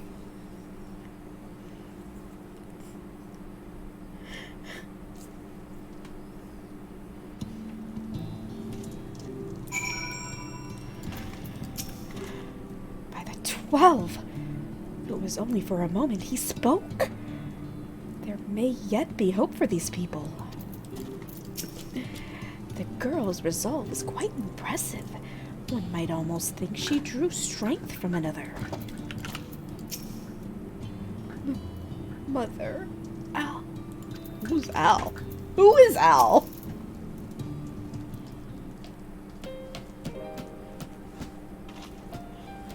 How is he, Becklug? Did it work? I believe it did. You and your fledgling familiar have done well. If my eyes do not deceive, a hint of color has returned to his soul. Gods, I would jump for joy if I weren't so exhausted.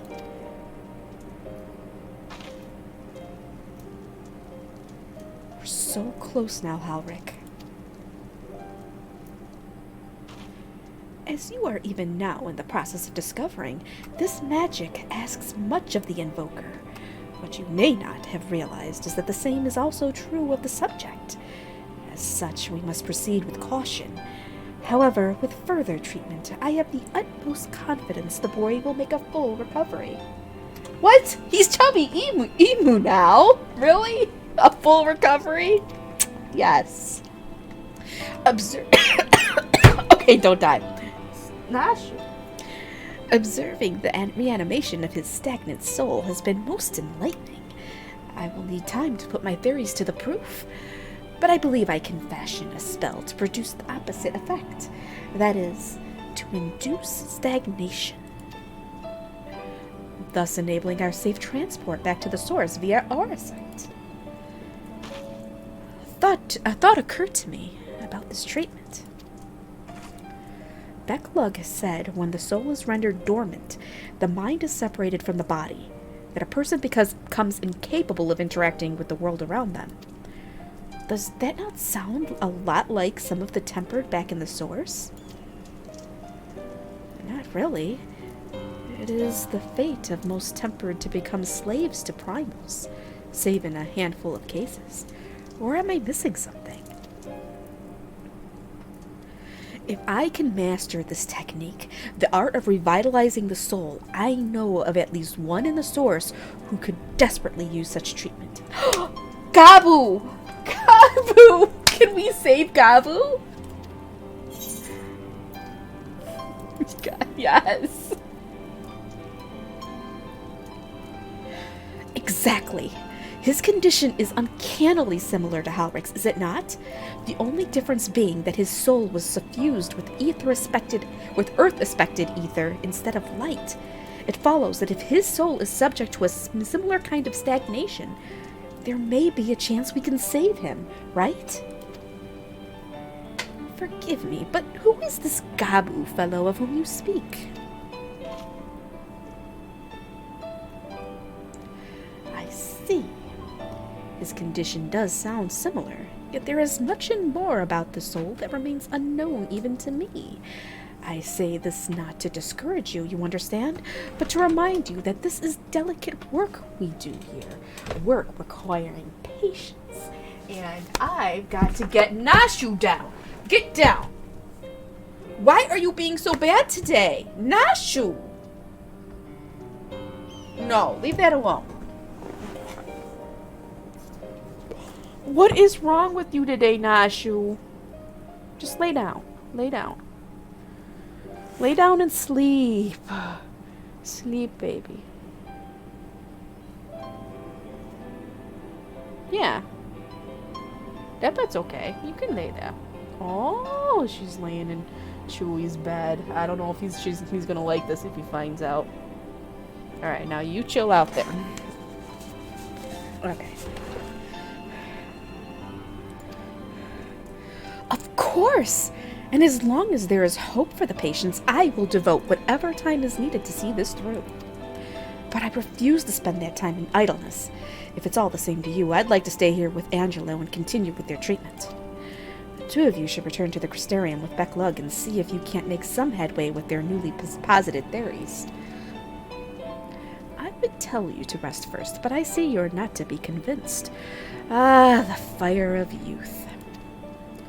Let us return to the Crystarium, then. Finally, I found you! Who's this? Oh, it's Kaishir. Kaishir? What are you doing all the way out here? There's trouble back in Yulmore.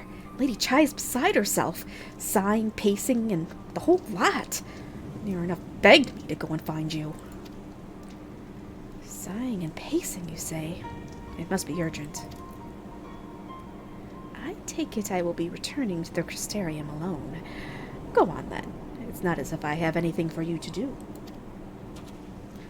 Thank you, Becklug.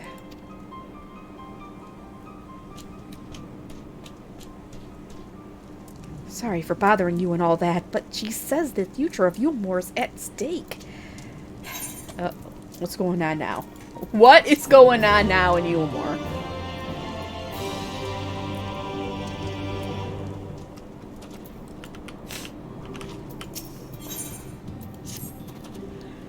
Lady Chai's up in the parlor. Best not keep her waiting, eh?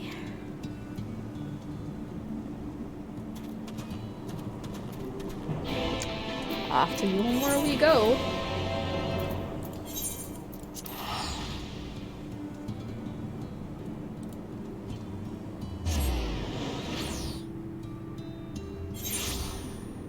Up in the parlor.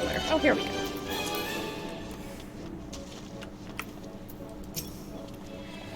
Well, not here seems out of ordinary, though I do not see Lady Chai anywhere. Probably pacing around outside again, staring off into the distance and all that. Sighing. Strange. Let's see if we can find her and discover the source of her distress.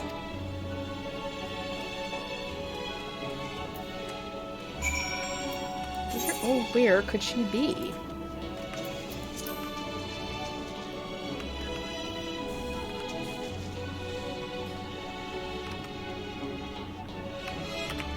Wait, no, down that way. There she is.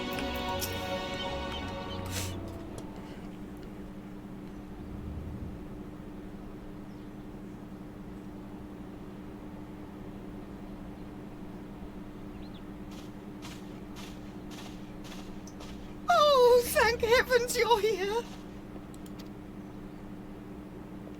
Lady Chai, whatever is the matter? I knew not where else to turn. Oh, this is all too much for my poor heart to bear alone.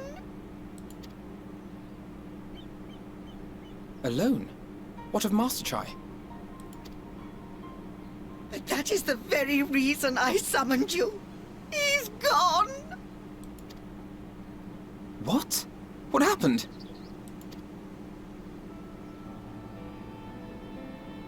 It all began after the events at Mount Gulg. With Lord Vorthry out of the way, we all agreed that a new leader must be chosen. And so you held an election? Yes, well, sort of. Not a single person volunteered to stand, you see. After a lifetime of leisure, we free citizens have grown somewhat indolent. Readapting to the harsh realities of life is trying enough, but to take charge of a broken city as well? No one wanted such responsibility.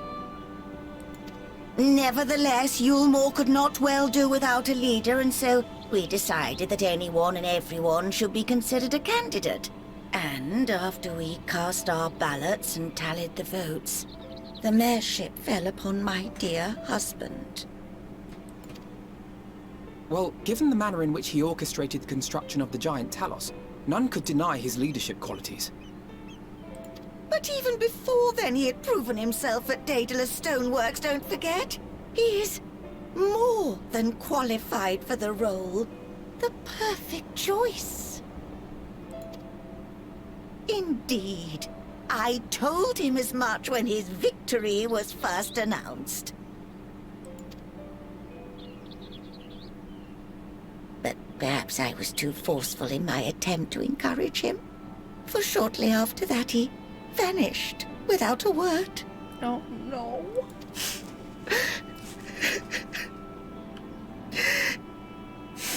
He's probably just in hiding somewhere in the city. You believe he was so daunted by the burden of leadership that he felt compelled to flee? Please, Lady Chai, dry your eyes. Your husband does not strike me as the sort of man who would abandon his duty, much less his beloved wife. There has to be some other reason for his absence. You truly think so?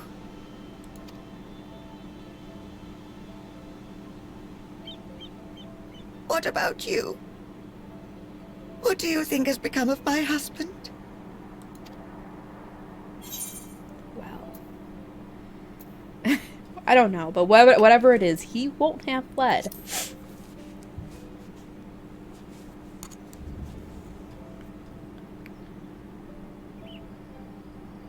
And there you have it, Lady Chai. You needn't worry. Master Chai loves you more than all the world, and he will return. Wherever he may have gone, rest assured we will find him.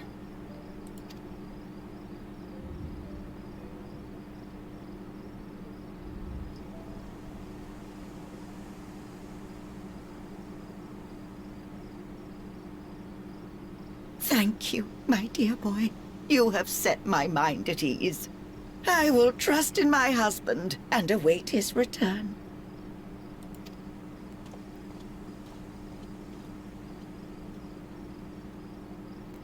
Okay.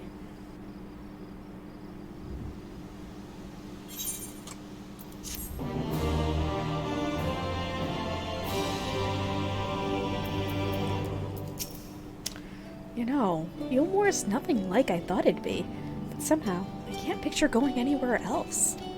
The Chais are part of it, I suppose. They've been good to me. I only wish there was something more I could do to help them. It makes no sense for Master Chai to have left without a word, but even if he had, he would not have done so unobserved. Someone here will have seen something. I am sure of it. We should split up and inquire as to whether anyone saw him leave, or, failing that, if they have any idea where he might have gone. I will meet you at the Glory Gate to compare notes later on. Alright. Time to investigate. I gotta put on... No! Crap. No! I didn't. Are you guys there? Is it back?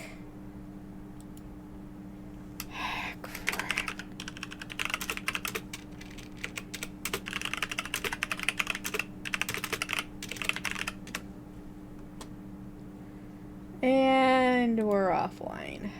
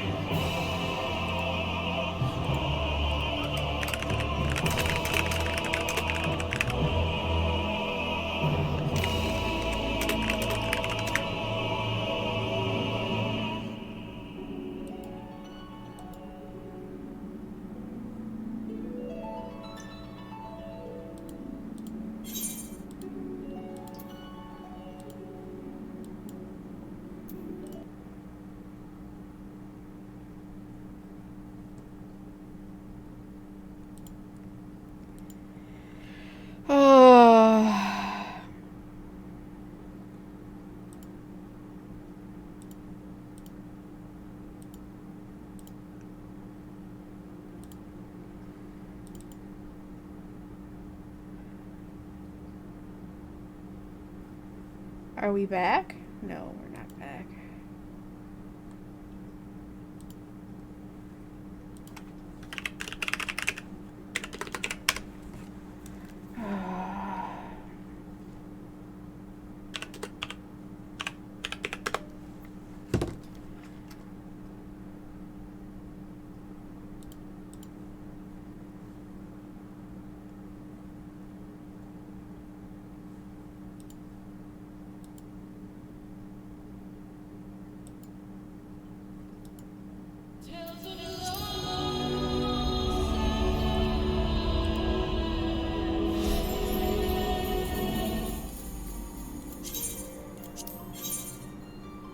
Oh, for fuck's sake. Alright, we're back, but it's now I gotta do this. We gotta wait. Go!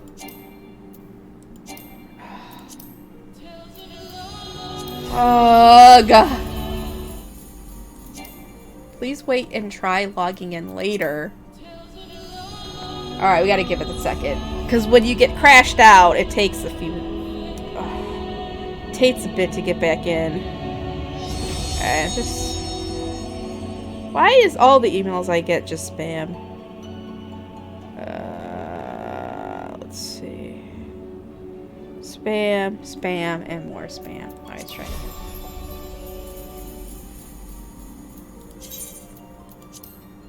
There we go.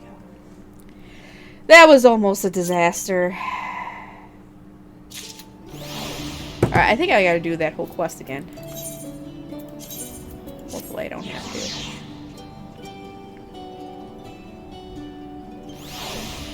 No, okay, good. We're good. We're good, we're good. Tragedy averted. Master Chai? Why, yes, I spoke with him recently, though I recall he was in a rather dour mood. Concerned about Yulmore's neglect of industry, you see. With Lord Vothry's apparently inexhaustible stores of mule and no great need for money, it's little wonder our businesses were all but forgotten under his rule. But I assured Master Chai that the Boutique of Splendors will do all it can to contribute to the revival of trade here in Yulmore, which seemed to satisfy him. He took his leave soon after. Alright, your exchange with Moen has taught you about the stagnant state of business in Yulmore. Alright, I hope we get to go into the honeybee. Is that what it's called? I hope we get to go into the strip club. I hope so. I don't think we do. This is in the derelict, so I gotta go to the buttress. Where's the... You don't want to go there? Aw, come on, let's go. Let's check it out. We haven't been in a while. Alright. Oh, there's Alphino. He's standing outside! What are you looking at, Alphino? It would seem Master Chai paid a visit to the Beehive before taking his leave of Yulmore.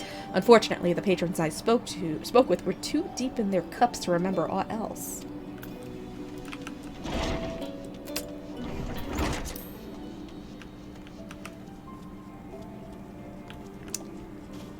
Man, ain't nothing going on. Whatever.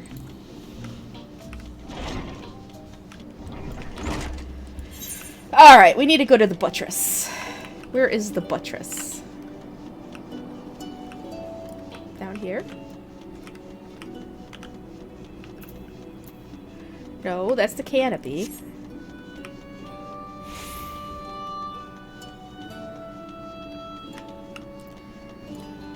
No.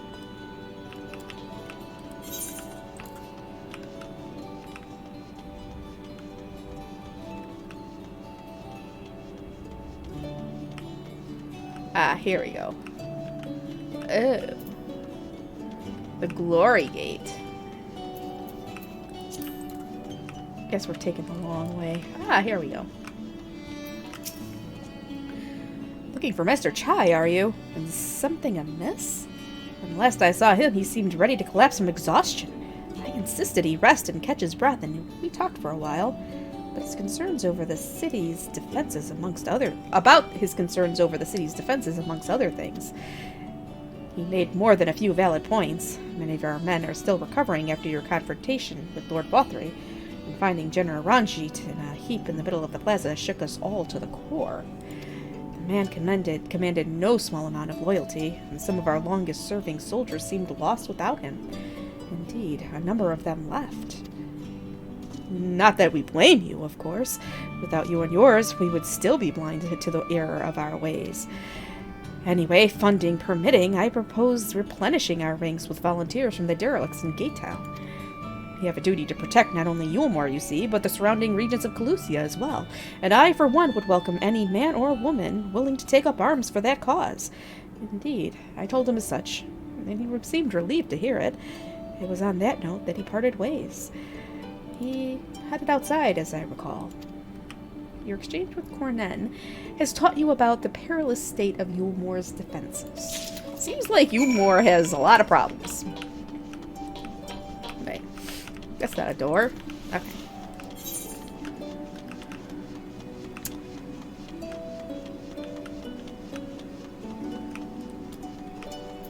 Alright, we gotta go around this way.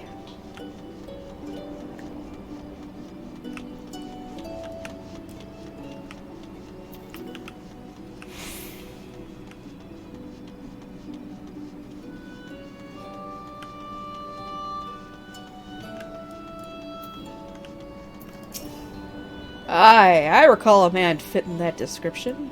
Asked to speak with the poor buggers lately come from right.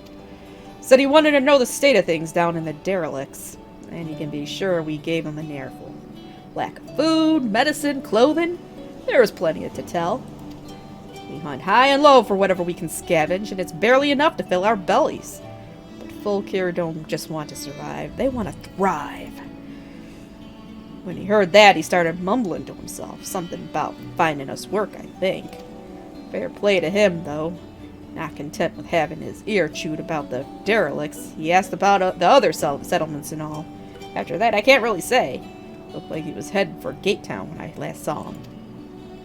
Your exchange with Haffenbett has taught you about the poor living conditions of Calusia's downtrodden.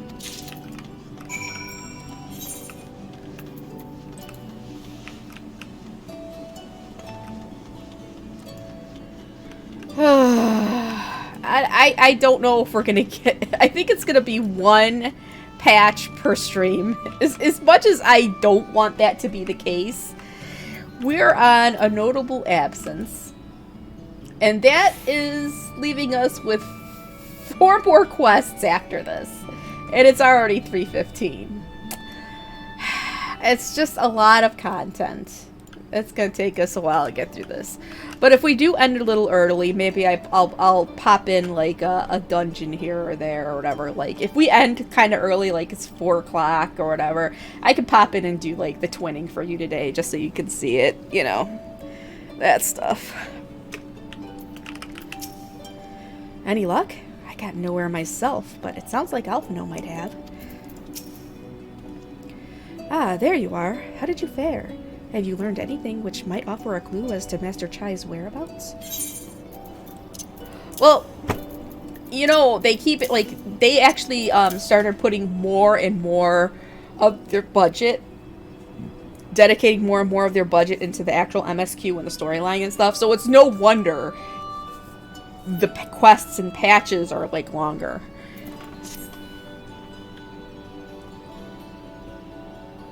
Interesting.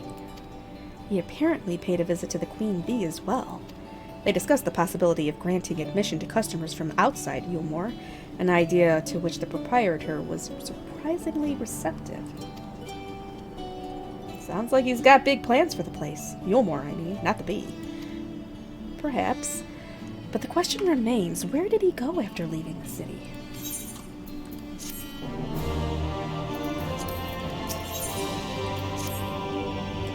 All we know for certain is that Master Chai has shown great concern not only for Yulmore, but its surrounding settlements. It seems logical, then, that having consulted with those within the city walls, he would wish to do the same to those without. Rislin, if you would go and make inquiries at Right, I shall do likewise in Stilltide. Gate Town I leave to you, Kaisher. Fair enough. Where should we meet when we've finished? Well, Top Rung would seem to be his next most likely destination. Let us reconvene there. With any luck, one of us will have stumbled upon him by then. But if not, we will be well situated to continue our search. Alright.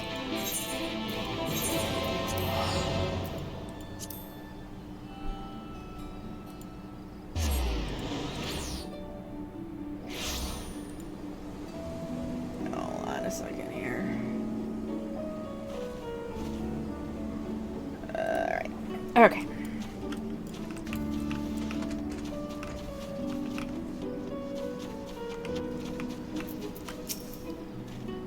No, the name doesn't ring any bells.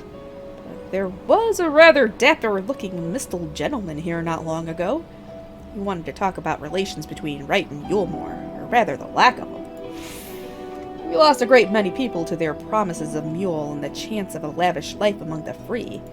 And Vothri thought to take even more from us, conscripting the few able-bodied men we had left to guard his paradise. I needn't tell you what happened when the Sin Eaters came. Such things are hard to forgive. But the Vothri's gone now, and we're curious to see what will become of Yulmore in his absence. That's what I told your friend. Chai Nuz, was it? And I'm sure the others said the same. Not what he wanted to hear, I suppose, because he left soon after. And that was that. Uh-oh. I hope he's not in troubles.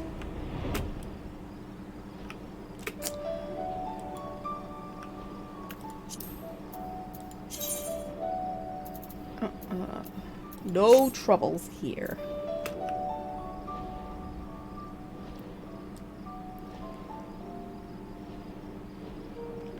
Hey, they are all the way at the top?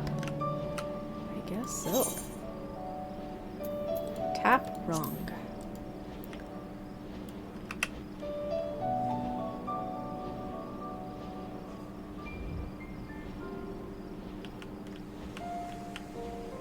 This is a long way up.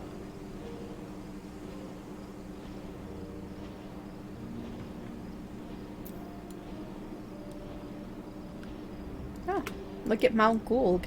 It looks kind of cool at night, huh? Look at that.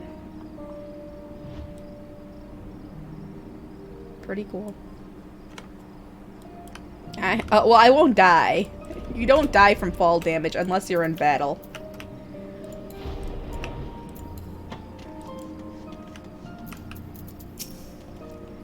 So he paid a visit to both Wright and Gatetown as well, did he? I see. Kaishir and I gleaned much the same. He seems determined to salvage what goodwill might yet remain among the settlements of Calusia, the only likely place he has left to go being Amity. Come, if we are quick, we may yet catch up with him. Ugh! Fine, I'll just do it. For science.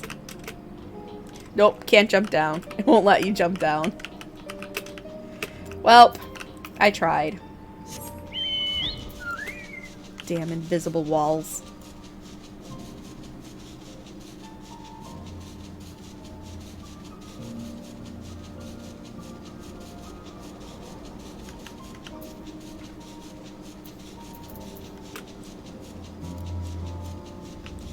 Ah, there he is.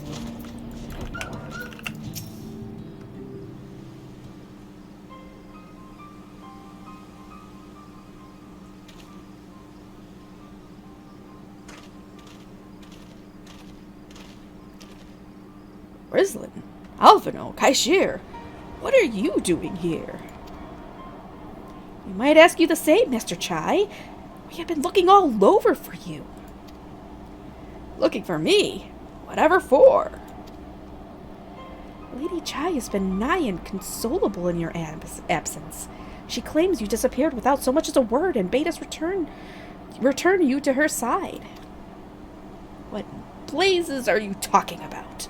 I left a letter for her in our chambers. Though I suppose she could have overlooked it. Maybe she gets an idea into her head. Oh, I can only apologize. No harm done, Master Chai. But since we are here, might I ask what compelled you to come all this way?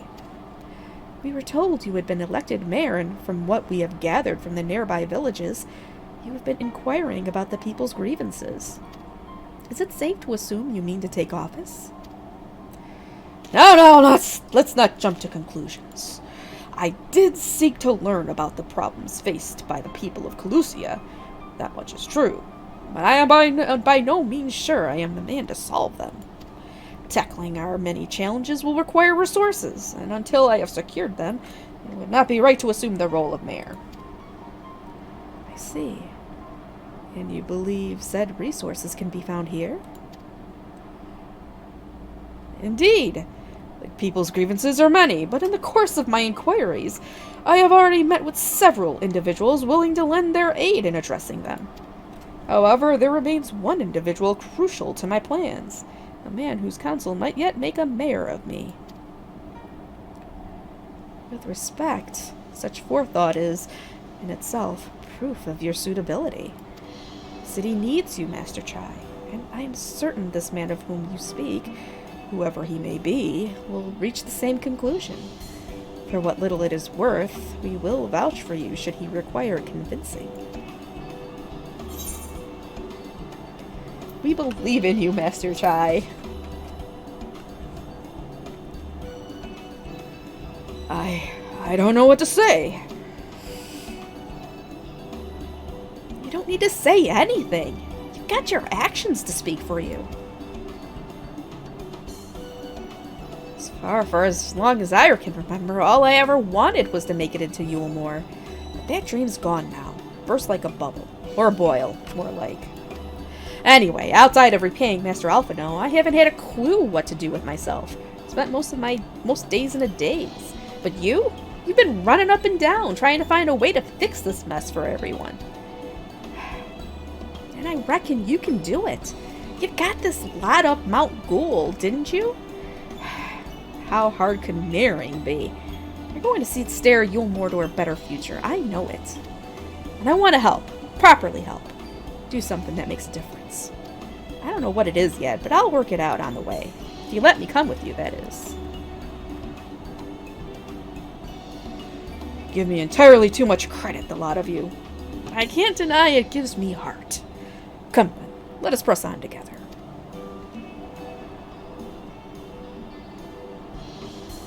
Thank you, Master Chai. But we mustn't get ahead of ourselves. Yulemore needs more than a man with good intentions, which is why I am here. To find one with the experience needed to see the city thrive. Who is this man exactly, and are you certain he's here in Amity? Rundin is his name, and yes, he is, or was. I had scarcely begun to explain myself when he decided his time was better spent elsewhere. He served as Nashu! Sorry, she's being really bad today. Get over there. Get up. No, Nashu. Nashu! Cat. He served as a chief advisor to Valtry's father when he was in office. If Ranjit was the mayor's right hand, one might say Rundin was the left. But between them, they kept Yulemore on the road to prosperity. The city needs more than a mere man of business, which is why I must find him. But even if you do, what makes you think he will listen? Before giving chase, might it not be wise to speak with those who know him, here in Amity? They may be able to shed some light on his reason for rejecting your overtures out of hand. Nashu? I'm sorry. Sorry, again. Get down. What are you doing? You bad girl. Ow. No, don't bite.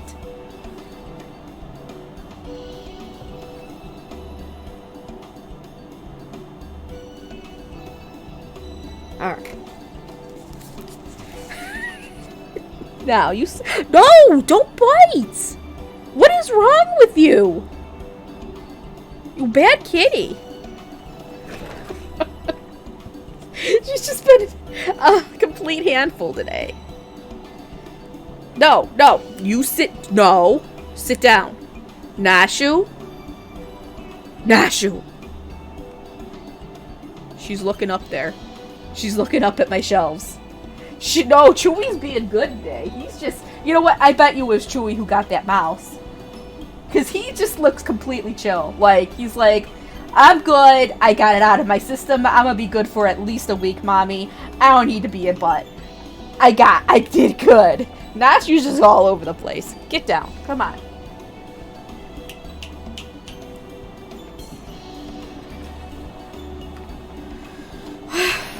Yes, I suppose that makes sense. Perhaps we should start with Tristal then. As I recall, you made rather a favorable impression on him. I'm certain he would be willing to talk to us. Get out of there. Nashu! Fine, I'm closing this door. Alright.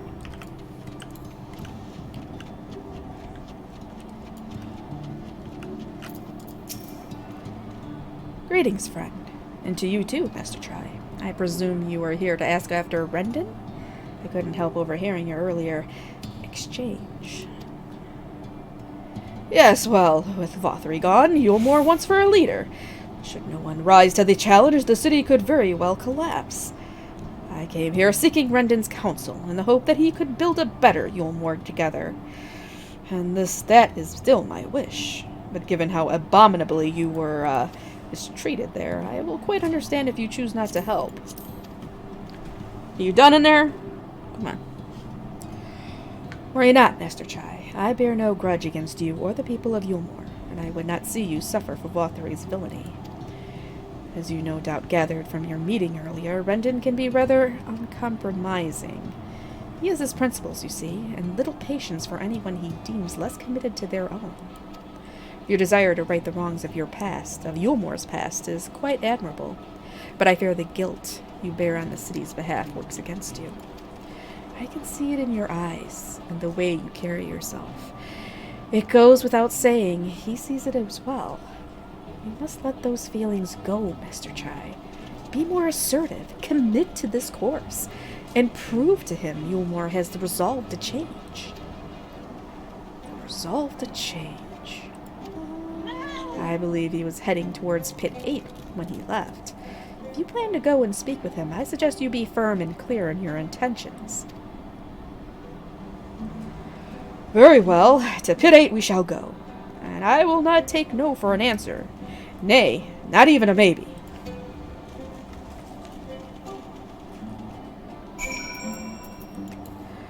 Oh yeah, this is definitely one patch a week. Man, it's gonna take us forever to get through this. Nashu. You know, it's the first time I think she's seen rain outside, so she's all excited.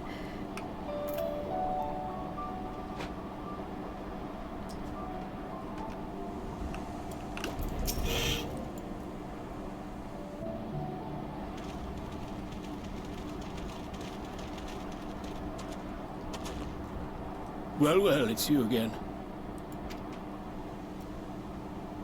And I see you've invited your friends. Need them to fight your battles for you, do you?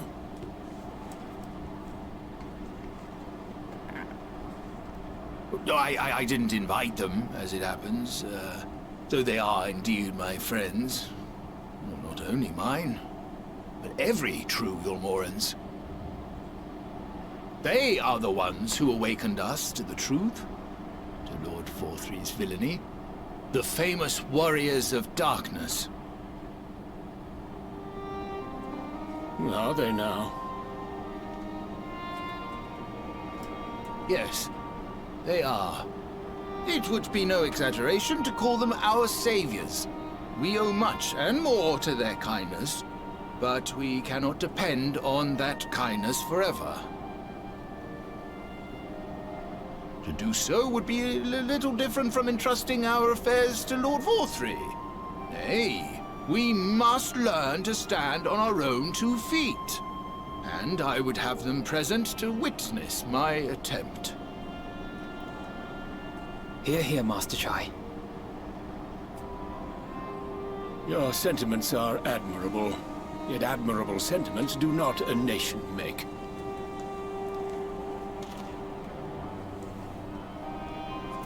In my capacity as advisor, I once strove to build a better Yulmore. Gave honest counsel to my superiors, drafted laws for the benefit of one and all. Dad! But in time, my values fell out of favor. There was no need for them in this paradise Vothri was creating. And so I left my homeland behind. But you, Chai News, you were content to wallow in indolence under Vothri's auspices. And so I cannot help but ask myself what manner of nation you intend to build. Man.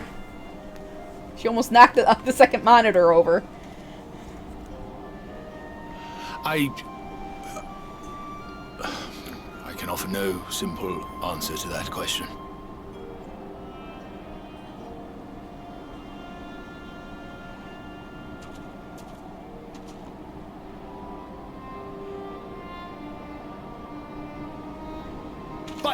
This much I will say. It is my hope that Yulmore can become a nation which her citizens might freely choose to build together.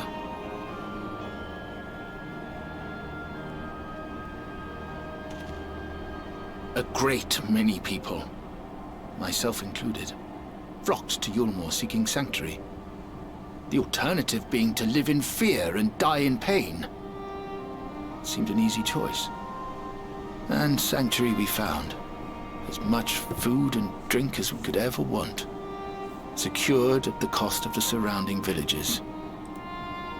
Little wonder the people gathered at our doorstep, begging to work among the bonded. The free were blind to it all, of course. Content to, as you say, wallow in indolence. In ignorance. Were I mayor, I would first take stock of the city's resources and see that they were assigned equitably. Our days of reckless consumption are behind us. The distinction between free and bonded died with Vorthri. The needs of rich and poor alike must be considered if our nation is to survive. To which end I would take steps to secure channels for supplies, rekindle relations with nearby settlements, who re-establish industry, reach out to neighboring nations, and the list goes on and on.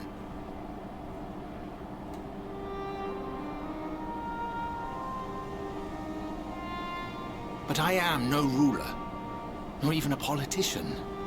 I am an entrepreneur. My expertise lie in planning and profit. I haven't the knowledge or experience to run a nation. Oh, but you're gonna. But you're gonna. Please, Rendon. Will you not help me? Together, we could solve the city's problems. Build a Yulmore for the people.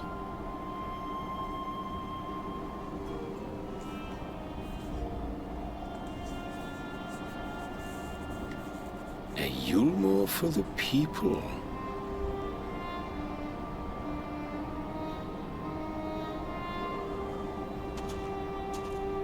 I rather like the sound of that.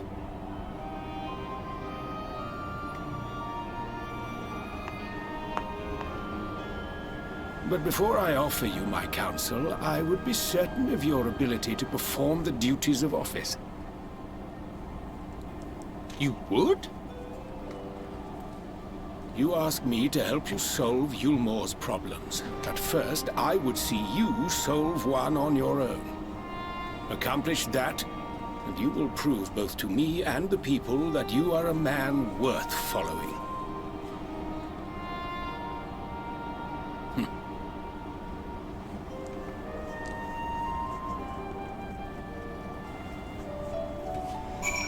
Alright, I got a Chewy on my lap now, so... Oh, and if you go into the Discord server, I posted a picture of Nashu right before she almost fell. She's being so bad today. Okay.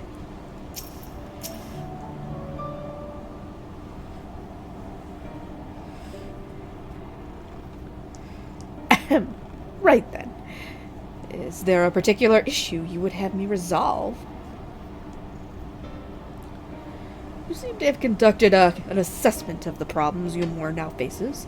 I assume you will agree, therefore, that the matter of dwindling food stores is the most pressing. Ah, yes, mule being neither a desirable nor less sustainable option, I assume alternative foodstuffs are now required to fill the void. And a man who hungers is not like to contribute much to society, save violence, perhaps. So tell me, how do you propose to solve this problem? Give me a satisfactory answer, and I will consider offering you my counsel.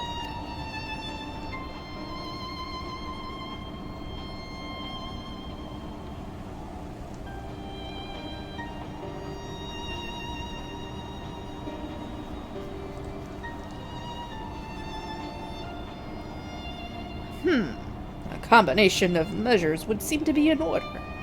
One to address the immediate issue of supply, and another that of production. Go on, then. For the present, Yulmore's coffers can be used to purchase food from our neighbors. This would afford us time to address the underlying problem that affects us all, the long-standing neglect of agriculture.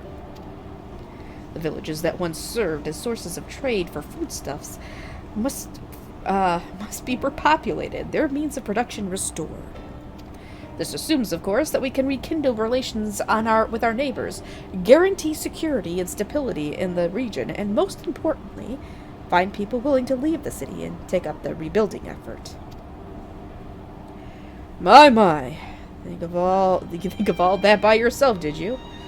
Well, yes. It began as a rather abstract plan I drafted some time ago after speaking with the peoples of Yulmore and the nearby settlements. You've impressed me, Chinos. I have? Well, that is a relief. Oh, you haven't secured my support just yet. Only my attention. Grand plans will not be enough to persuade the masses. If you would ask them to rebuild, you must provide them the means to do so. A fair point, Renton, and one to which I have given much thought. I propose the use of talus to aid in the establishment and maintenance of these settlements. Their employment should drastically improve efficiency and ultimately increase production. Talus? But Daedalus Stoneworks closed their doors years ago. Without a ready supply of the necessary equipment, the people would starve before your plans could be put into effect. Well, as the heir to Daedalus Stoneworks, it just so happens that talus are my field of expertise. And with a little help, I'm quite certain we can acquire what we need in no time at all.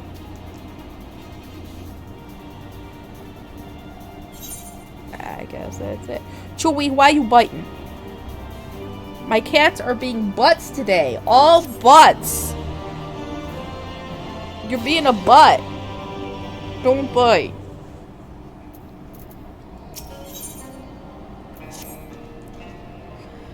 Rendon is quite right. Building talus from scratch would require a time we simply do not have. Which is why I suppose to make use of the long-abandoned talus which wander the wilds of Calusia. They will need to be deactivated, of course, and if memory serves, the tools required to do so should still be at top rung. Come with me.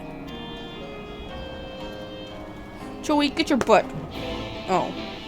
You're not gonna get your butt down. Because you're like, Mommy, I am on your lap. Oh, no. Yeah. There. Now you're going. Alright. Alright.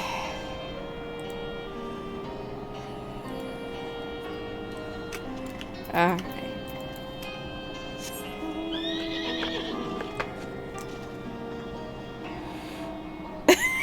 I sent the picture as a text to his husband because he's working, and he just responded, "She is insane." She is insane.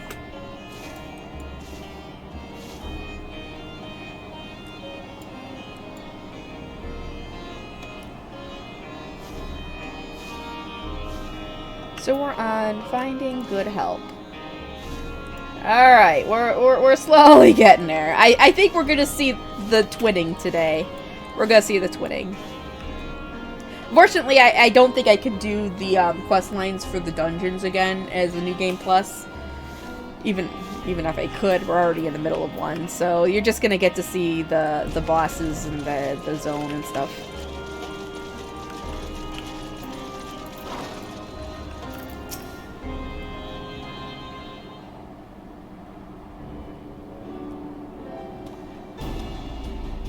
Aha! The old memory hasn't let me down. This chest contains canisters filled with a dastardly potent insular powder capable of halting the flow of ether in a talus. We need only get within throwing distance of one and let it fly, thus disabling them without damaging them. Ingenious. It'll be a trick of the trade, nothing more. Once disabled, it should be a simple enough matter to get them to march to Yulmore. More expensive repairs can wait. Ordinarily, this is where I would ask you to run along and do the deed, but as I have said before, it's high time we learn to stand on our own 2 feet.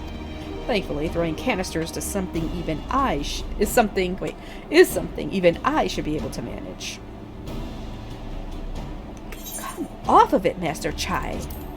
Even if the talus ain't a threat, there's 101 other things out there waiting to make a meal of you.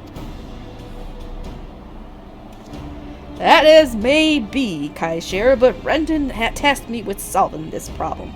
And I will not sit idly by while others risk everything to see my harebrained schemes realized. Not this time. Which isn't to say the mere thought of it doesn't fill me with dread. Truth be told, I can't feel my legs. If I'm to prove I'm a man worth following, I must lead by example. Well said, Master Chai. Well. Here, here. Alright, I'll see you guys back at camp. Well, yes, well, it would go without saying that I have no intention of dying for this. I've always preferred living to seeing the fruits of my labors. And to make sure I do, I will require your help. It is as Kaishir says, these lands are dangerous if one is not careful. I would ask you to use my spyglass to look out for any beasts that could get in the way of my work. I will also need you to alert me when it is safe to subdue the talus. Understood?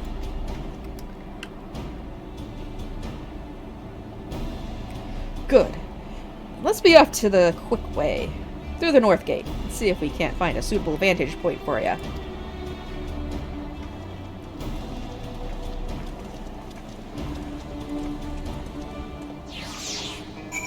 You will find that whenever there's like a new or type like mechanic, they use it like crazy. Alright, we gotta do like this stupid lookout thing. Ugh. Alright. With the camera. Not yet. He's looking at us. Turn around. There we go.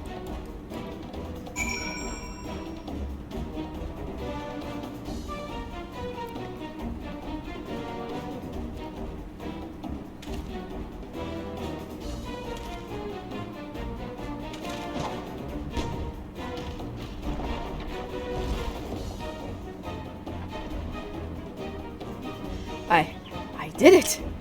I did it! Let's move on to another talus, shall we?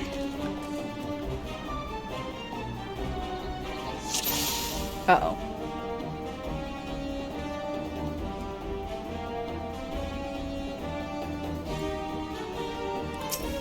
There we go. Hopefully he makes it this time.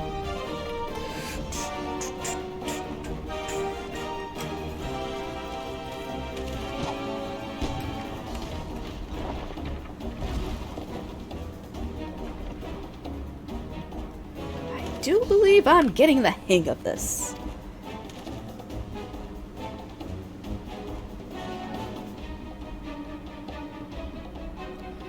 May leave the next one to me, Bristol.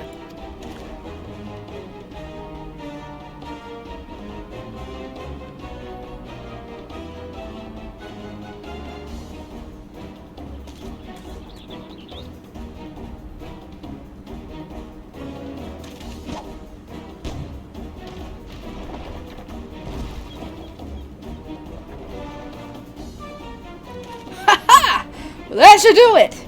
Now we have all we need to proceed.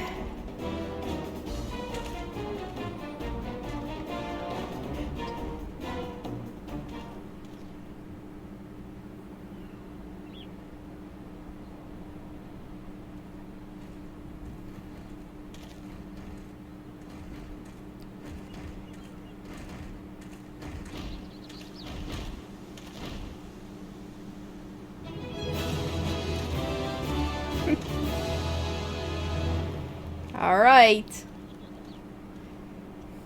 Now what?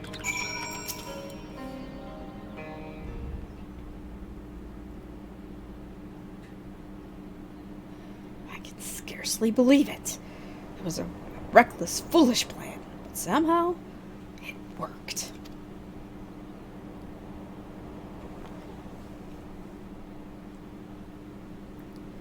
I did it.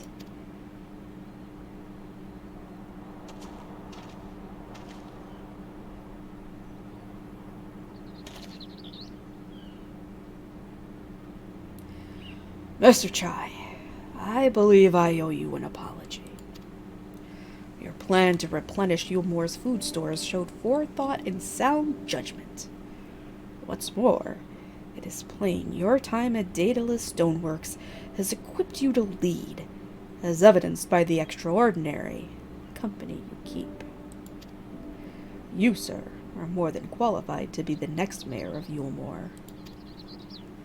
I thank you for your vote of confidence, but the fact remains I am wholly ignorant of the world of politics. Which is why I would ask you to join me and grant Yulmore the benefit of your counsel. I would be honored. When the people behind these talus, I have no doubt... When the people behold these talus, I have no doubt they will lend you their support. It would seem Yulmore's leadership is at last in capable hands. Would you not agree? You should probably be getting back soon, Master Chai. After you've tinkered with the talus and all that. Lady Chai's worried sick.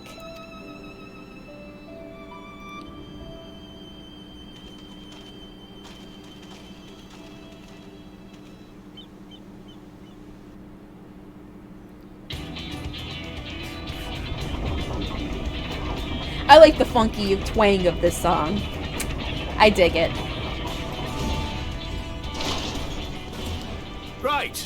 Right then. Form a line and make for Yulmore.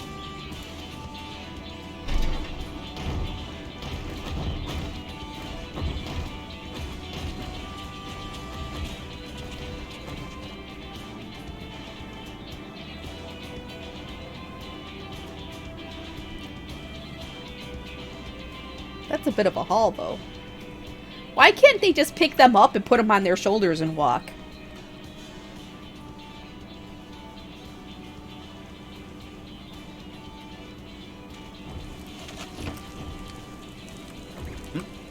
What's that noise?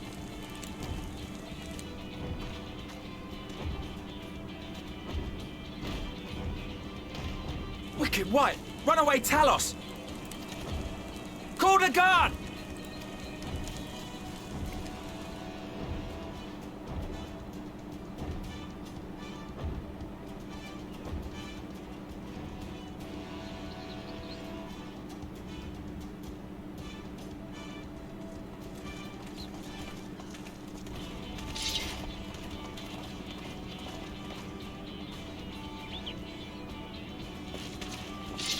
Stay back!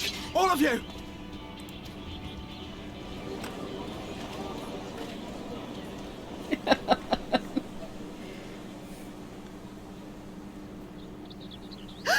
Is that...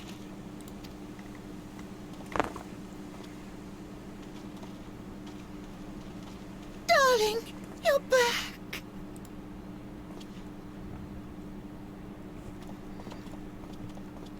But of course I'm back. You didn't see... Yes, I can't...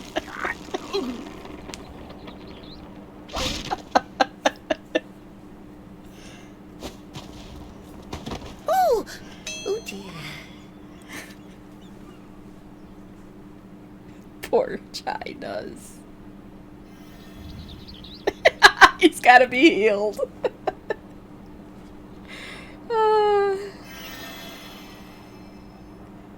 Oh, thank you.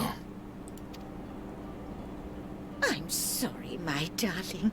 It's just the sight of you filled me with such joy, I couldn't help myself. Oh, no, it's all right, dear. I should have just come out and said what it was I was intending, instead of entrusting the task to a hastily scribbled letter. Does that mean you'll do it? Well, I'm here, aren't I? I mean, not that my absence signified any unwillingness, you understand? Oh, naught could be further from the truth. I only left to enlist the aid of the former mayor's senior advisor. And now that I have it, I believe I am ready to take office. Oh, how wonderful!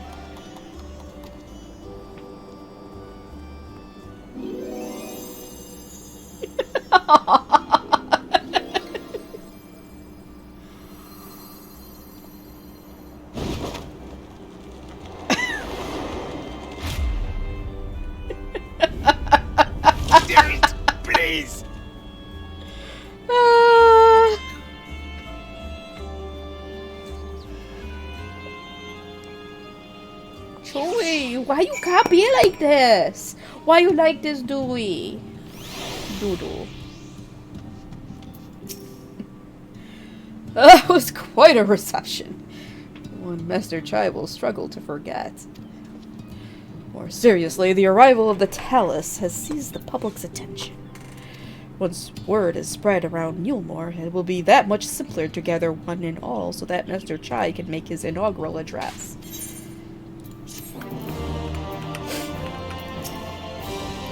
Thank you again for finding my husband.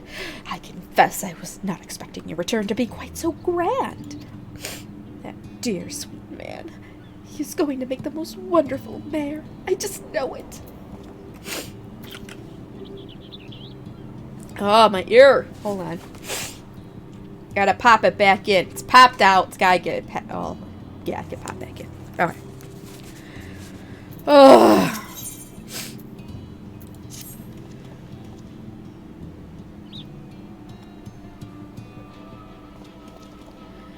No need to fret, Rislan. I have never felt better.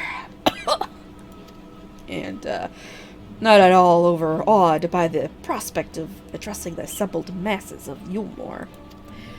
As for where to do it, for to accommodate everyone who might feasibly wish to attend, I suppose the only place large enough would be the Emergent. Then I will go and spread the word among the citizens, both free and bonded, that they are to assemble there to meet their new mayor.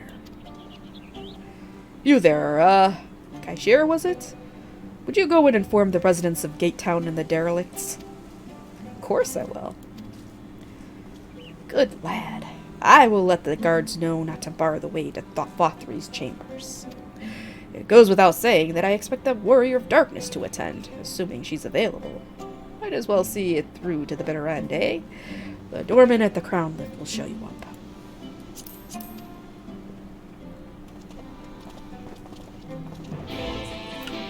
Alright, so as you can see, these patches basically help, you know. We don't just leave the first, we get to see what happens to fix things in the first. Which is kind of nice. It's not like, you know, the story just ends. Canopy? Come on.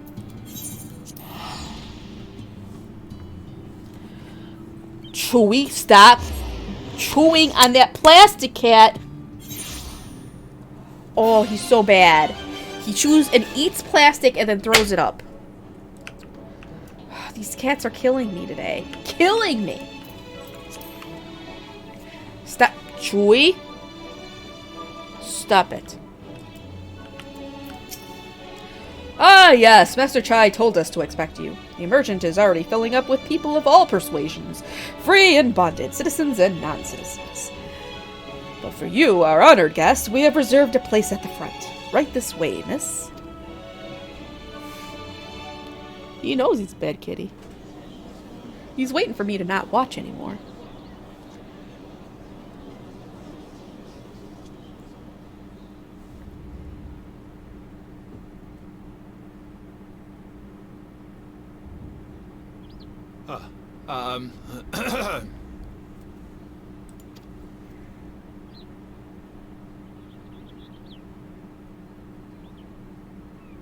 Go on, dear.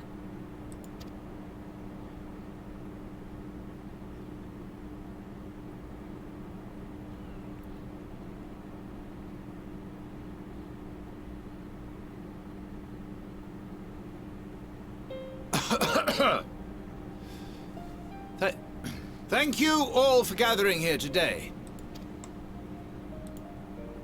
But before going any further, could I ask the free citizens of Yulmore to look around?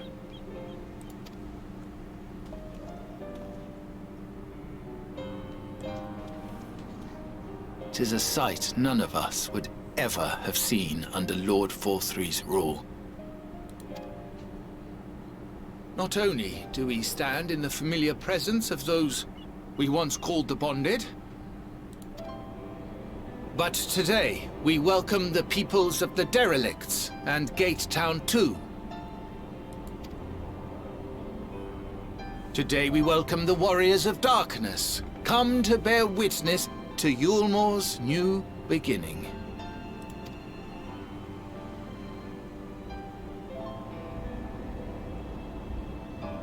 As you know, an election was recently held, at the end of which I had the honor of being chosen to succeed Lord Vorthry. You place great faith in me, and I promise to do my utmost to live up to your expectations, and I will seek always to carry out the duties of this office with integrity and fairness.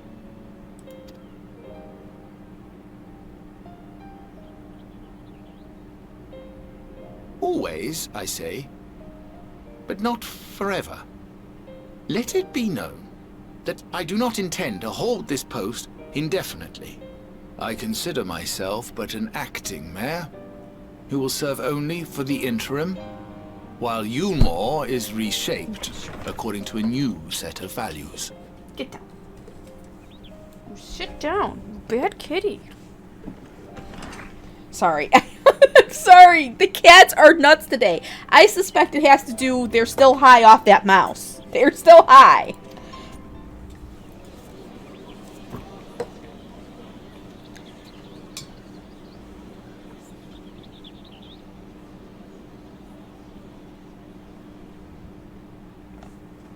No longer can we think of ourselves as divided, as the free and the bonded, citizens and non-citizens. The systems put in place by Lord Vorthry must be undone. But even as we tear down the old, we must give thought to the new, to what manner of nation Yulmore should become. Whatever the answer may be, it cannot be decided by one man alone.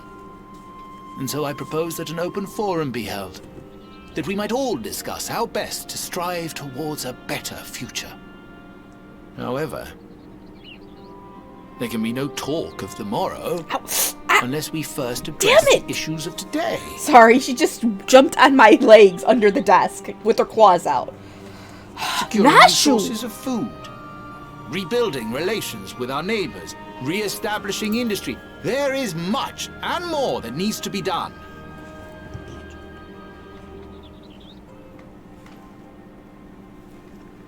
Too much for a mere man of business. And so I pledge instead to do everything in my power to ensure our city's security and stability while we all work together to see these problems solved. The road before us will not be easy, and I know full well how daunting the prospect of honest labor may seem to some of you. But we must accept the reality of our circumstances. We must move forward.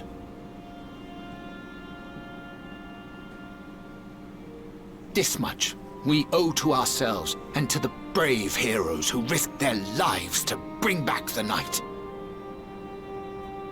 Once we have shored up our city's foundations and regained some semblance of normality, let us reconvene to speak of the future. Until then, I humbly ask that you lend me and each other your strength. For Yulmore!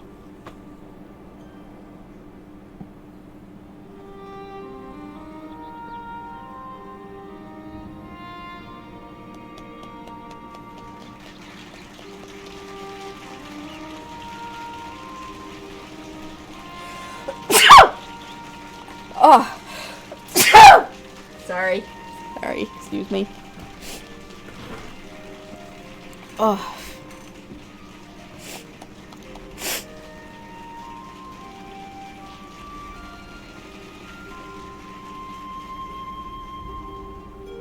All right. It's 4 o'clock, and we still have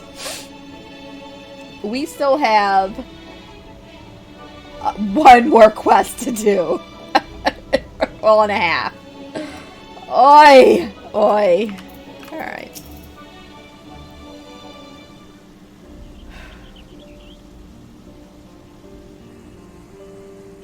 was a fine speech, Master Chai. I believe your words stirred every soul in attendance. Stirred them to action, I hope. If I have learned anything from all of this, it is that change begins with the individual. It is but a matter of finding the strength to take the first step. Assuming my fellow Umorans can, it shall be my honor and privilege to help them walk this road we have chosen. But we must not forget the individuals who made all these changes possible.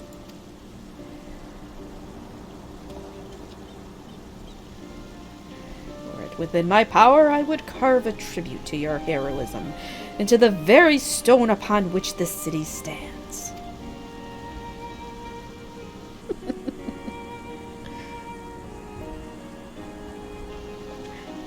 I hate to change the subject, darling. But now that you have officially taken office, have you given any thought to your mayoral seat?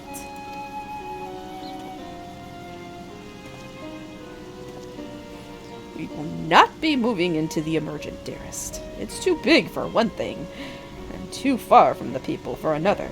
We'll retain our current residence, and I will govern here in the park. Oh, I was hoping you'd say that. I much prefer the view from the parlor. Begging your pardon, Master Chai, but have you got time for a word?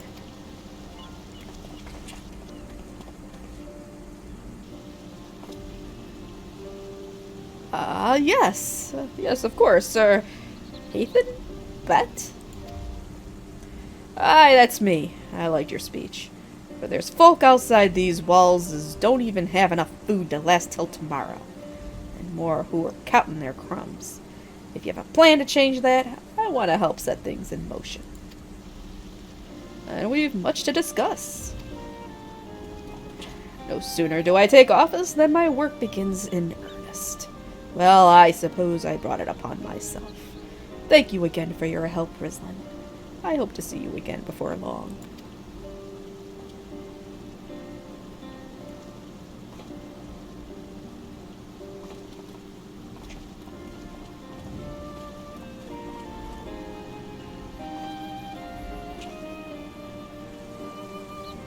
What a day.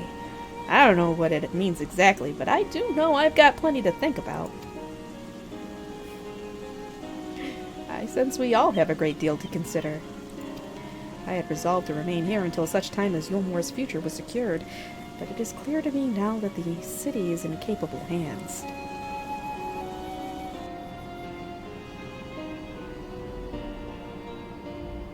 I have every confidence they will find their way, and I believe it is time we went on ours.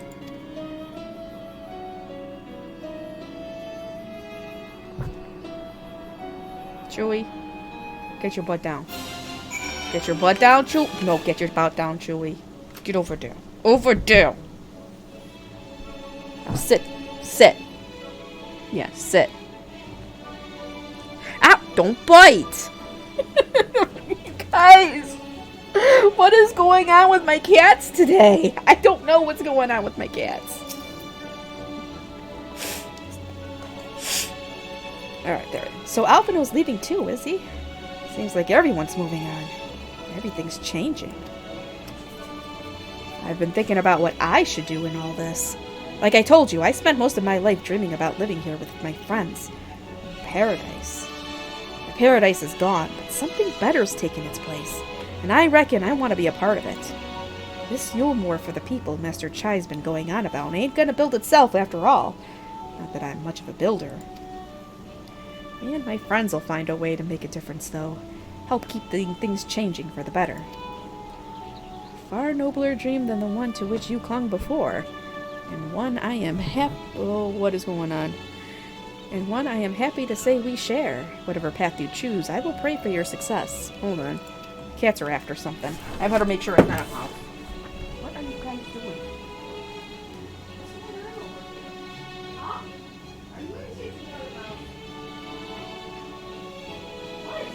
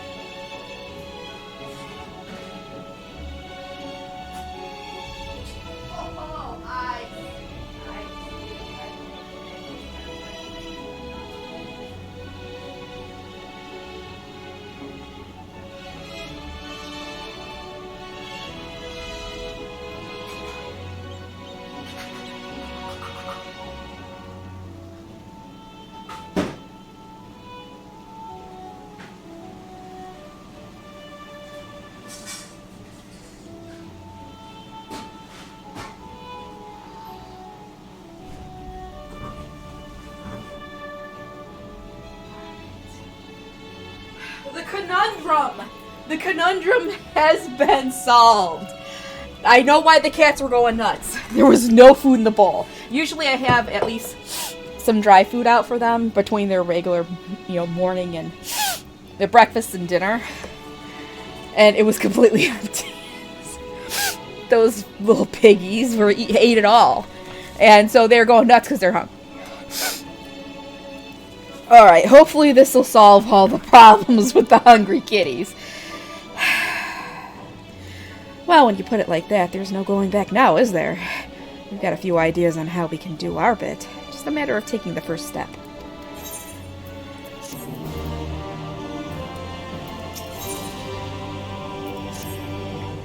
Truly, to see Kaishir thus inspired by our actions is inspiring in itself. Yet however much I wish to stay and see what becomes of their efforts here in Yulmore, we have matters of our own to attend to. Come, we shall return to the Crystal Tower. Mayhap Beklug's studies have borne fruit in our absence.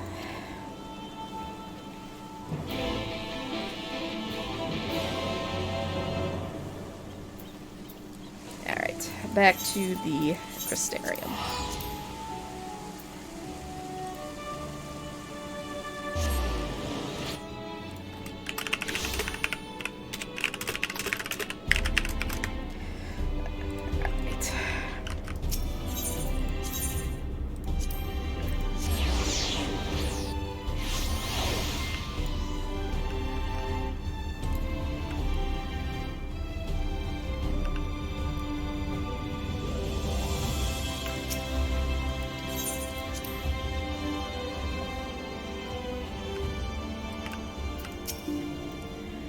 It would seem Alice has yet to return from the inn at Journey's Head. I do hope she doesn't overtire herself. In the course of preparing more auracite, we made a significant discovery. We thought it best to wait for your return before sharing our findings. My congratulations, Rislin. Glad tidings from Yulmore did precede thy coming. I will see that Thancred and Reen hear of these momentous events, that they too might take joy in that which thou hast helped to bring about. I take it you are all ready to resume our work?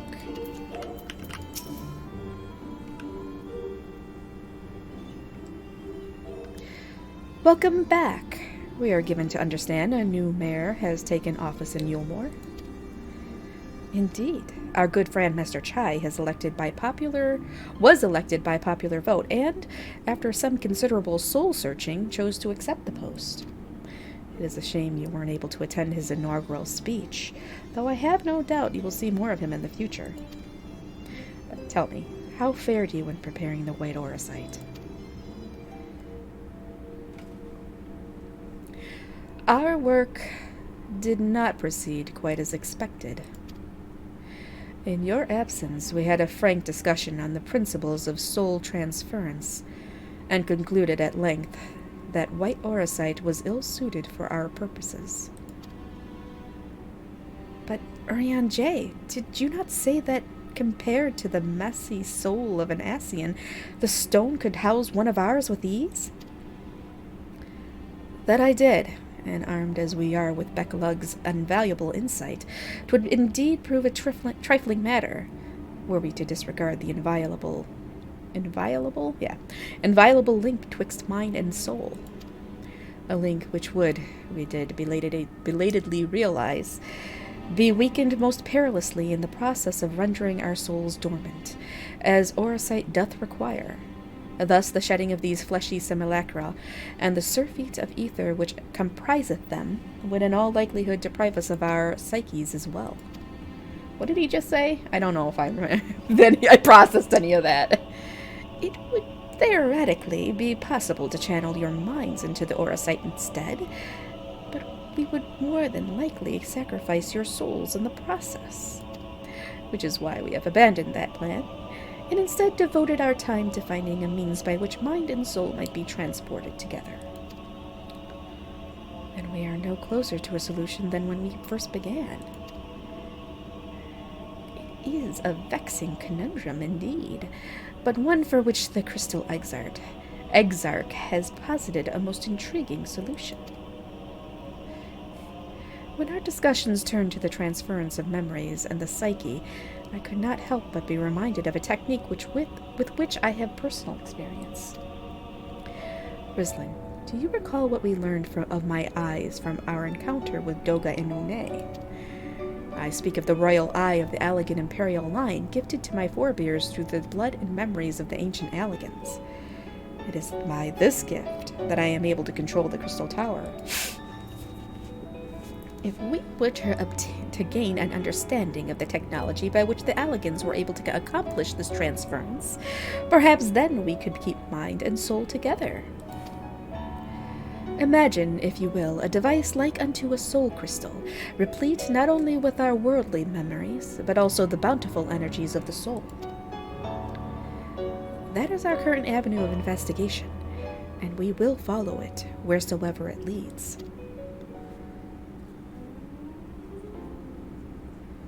While we are thus engaged, I think it best that Rislin return to the source and inform Kryal and the others of our findings. Agreed. I imagine Tataru will be relieved to hear we've made progress of a sort. Then I would beg leave to relay our findings into Thancred and Reen, and to assist where I may in their investigation of the empty. Yes, please do. Should we have need of your counsel, we will not hesitate to summon you. I just realized Urian J has really long arms. Like, really long arms.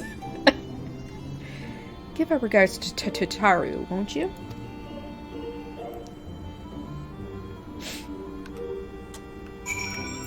Alright.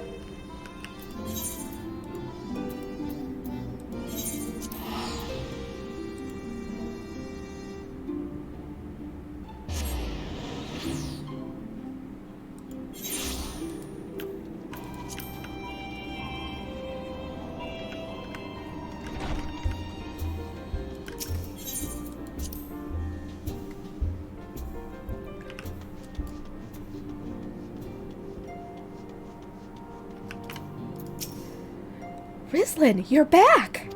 How did everything go in the first? Wait, don't tell me. Kryal will be here shortly, and she'll want to hear too.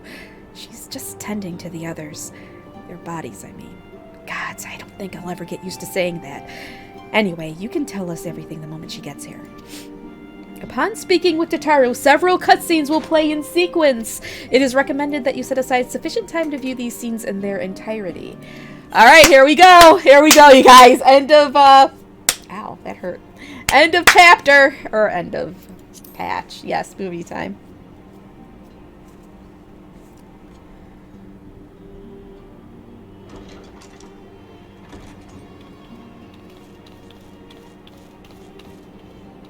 Sorry to keep you waiting.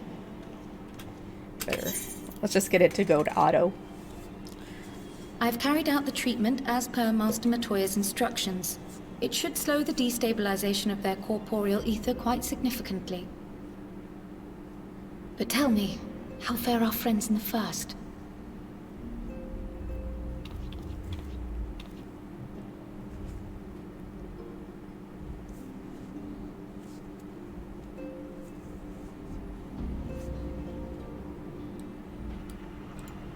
So this Becklug's the first to lead an authority on soulcraft, are they? Sounds promising. And Uriange's proffered solution of white auracite is rather ingenious now that I think of it. But they decided against it. Well, while they press on with their preparations, you may rest assured we will continue to do our part here.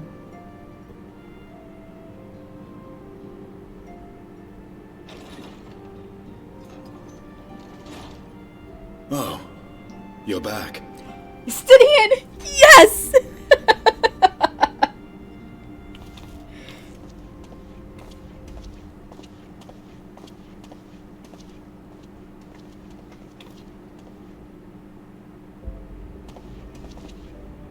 And none the worse for wear, I see.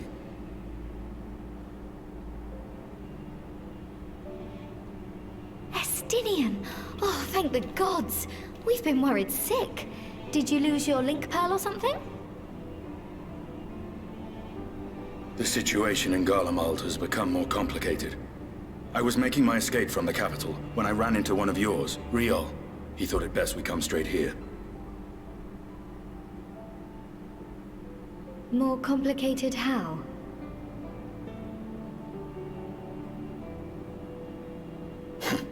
Where to begin?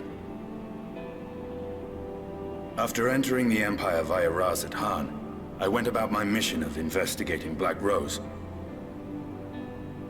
It was then, inside a provincial factory, that I encountered the one who styles himself Shadow Hunter, Gaius Baleshar. Our goals being apparently aligned, we joined forces and ventured on into the heart of the capital, to the very Imperial Palace itself.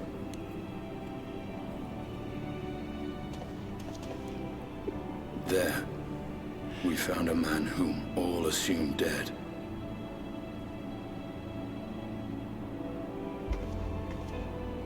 But his soul lives on, and he has wrested back his flesh.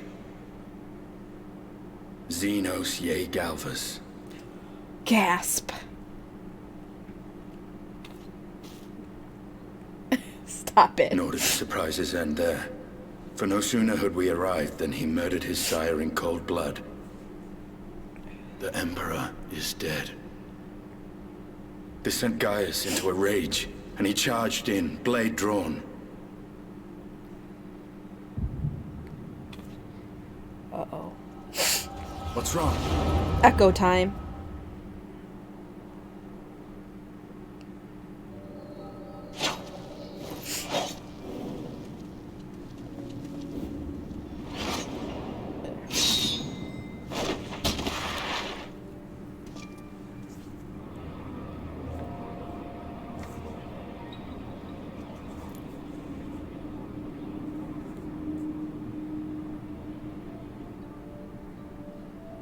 Seen him in action.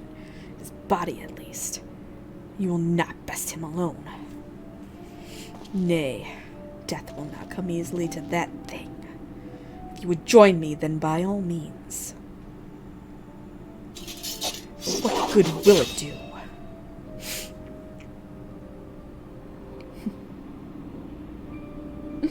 The Black Wolf and the Azure Dragoon. I suppose this might suffice.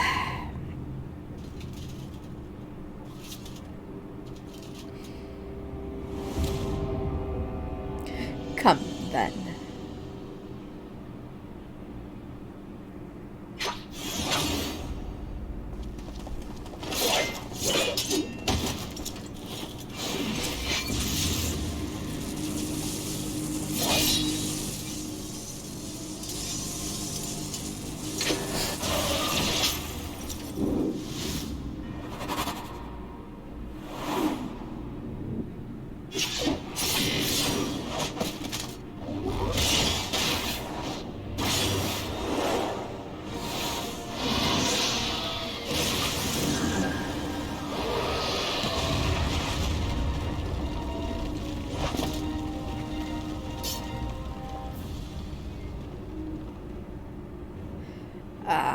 The simple pleasure of one's own flesh. Truly, there is no place like home. Abomination. Whatever he is, Rizlin was barely a match for him. If we stay here much longer... Emperor Varys! Your Radiance, are you all right? We may wear out our welcome.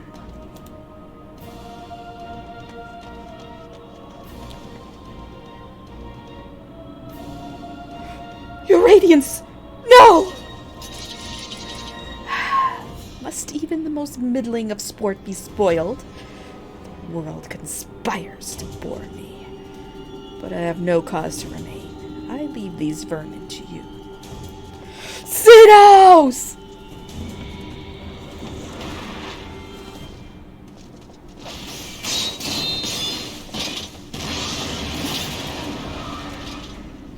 Well, any bright ideas?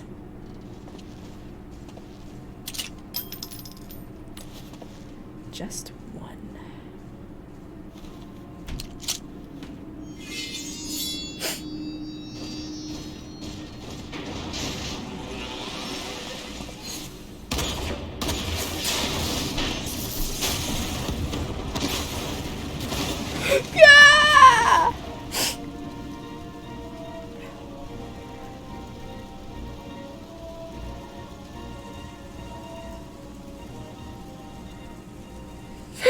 radiance!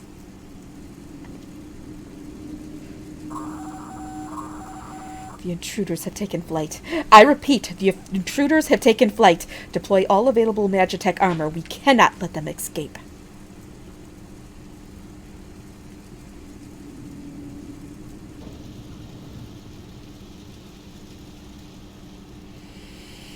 Well. What? Oh, that's right! I get a freaking solo duty! Alright.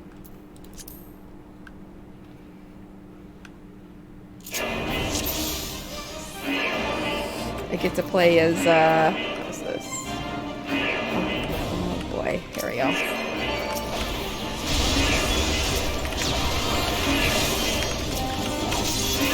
At least I kind of know how to play a, I know how to play a Dragoon. So when I get this stuff, I know what to do.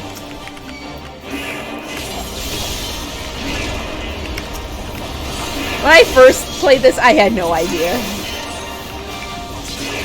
Yes, and I'm playing as a Stinian.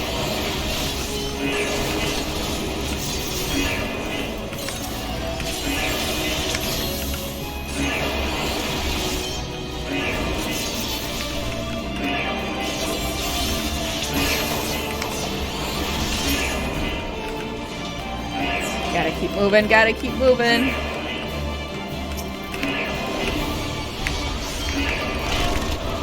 Damn it, I don't have a single target at all. Alright, here we go.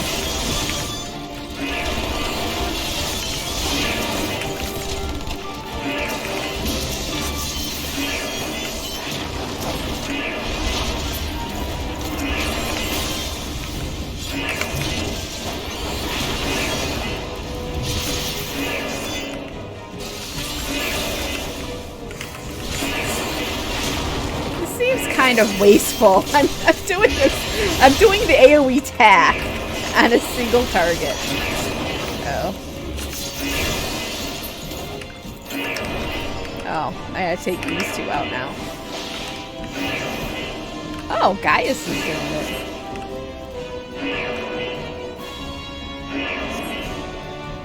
Alright, so we gotta go. We gots to go. We gotta get out of here.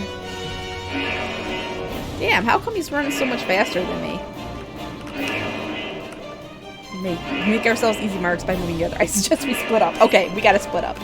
Alright then. I'll take the low road, so to speak. See you outside. Stay safe. Now where do I go? I have no idea. Should I go this way? Oh no. Oh, down here.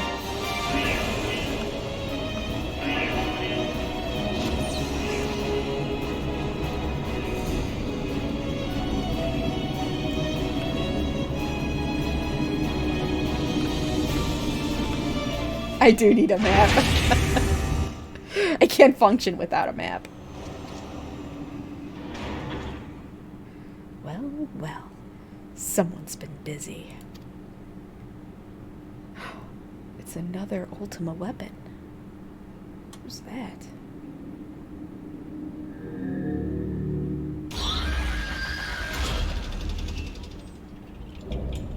Volatile prototype Arch Ultima? What? And you would bar my way, would you? So be it. Come, Nidhogg. Lend me your strength!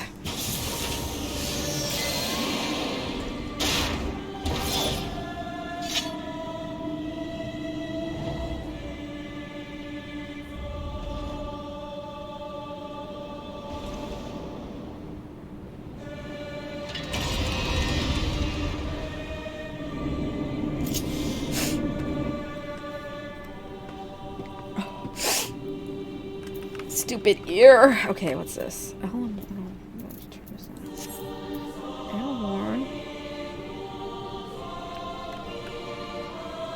These all have different names. Alright, well, we got Stardiver. Oh, man. Alright. so that's the AoE.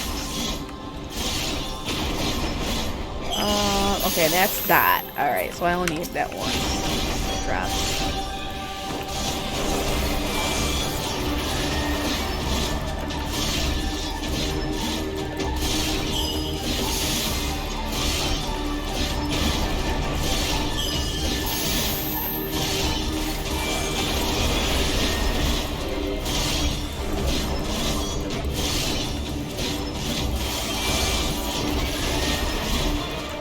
Get like Star Diver on a much lower cooldown as you can do normally. Alright, data sample. What?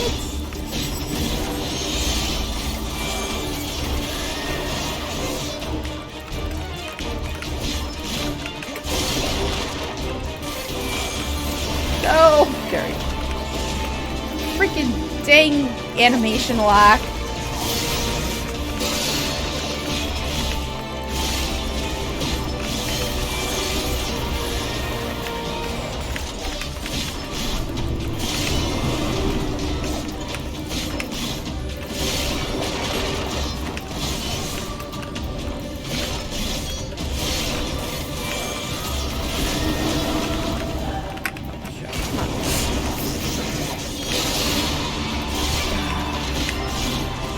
It doesn't stop!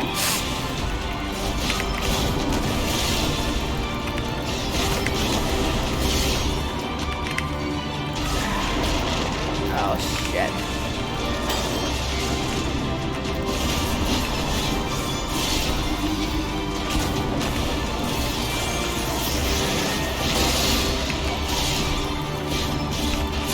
Yeah.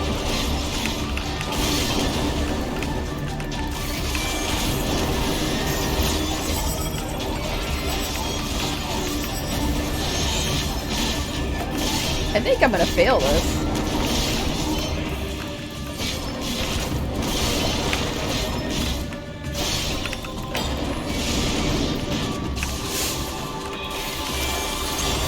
Oh my god. Ah, shit.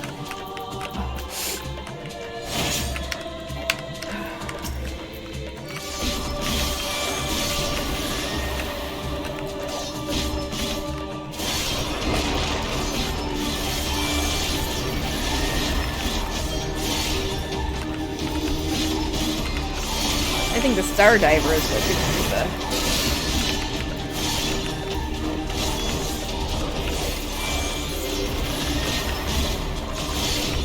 Come on.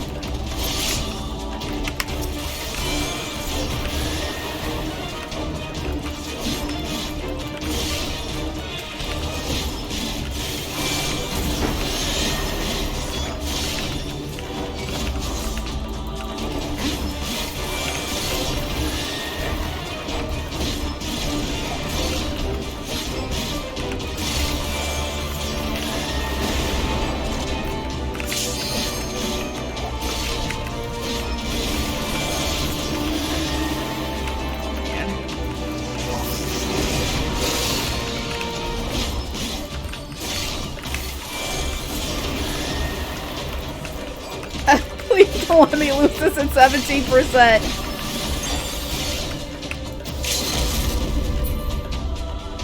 Mid dog. Oh, okay. I had to hit. Oh shit! I hit limit break. Did it do it?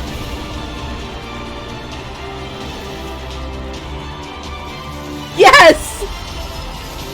I had to hit the limit break.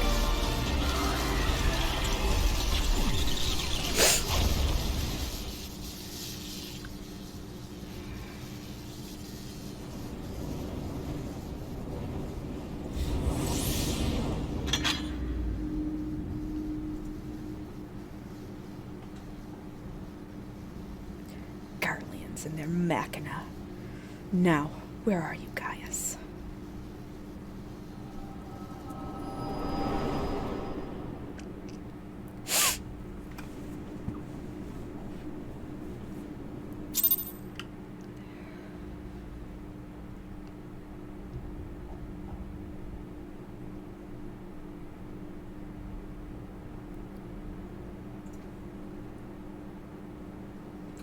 Are you alright?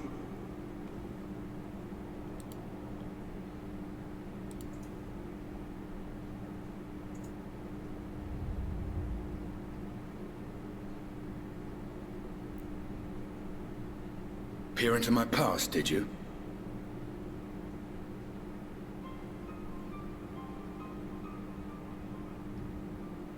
Well, I didn't quite relive the experience as you did, but I bore witness to it all. I'm still not sure what I think of this gift of yours, but no matter. Our confrontation was cut short when the Imperial Guard arrived. It was then that Zenos took his leave, citing boredom.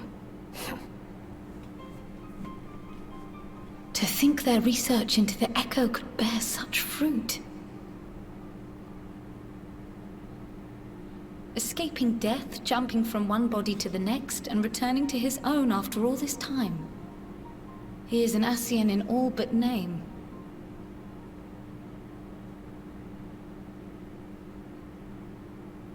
It beggars belief, aye. But no more than a hero traversing the rift between worlds.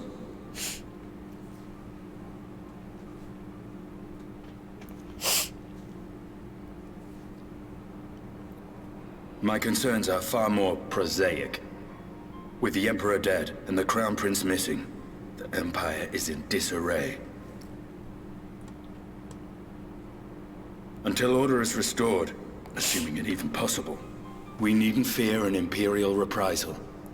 And for reasons of his own, Zenos took it upon himself to rid the world of Black Rose. Riol has already gone to apprise the Alliance leaders of these developments. We may leave the matter in their hands for now. Very suspicious. Very suspicious. Then perhaps we have seen the last of the fighting at Gimlet. Though, if it comes to civil war, I cannot help but fear for the provinces. What is Zenos up to? Ah, I'd nearly forgotten to ask. What became of Gaius? Did he not escape with you? That he did, but we parted ways shortly after leaving Garlemald. He claimed another threat had arisen which demanded his attention. He didn't elaborate, but the absence of some device or other in the capital gave him reason to believe they're planning something. Lest you worry, I believe he has well and truly shed the Black Wolf's pelt. Conquest is no longer his objective. We may safely leave him to his own devices. Well, it's nice to have one less foe to worry about, even if we do have a mysterious new threat to look out for instead. Speaking of which, I'll see that Riol and our shinobi are made aware. Though we still know next to nothing, it can't hurt to be vigilant.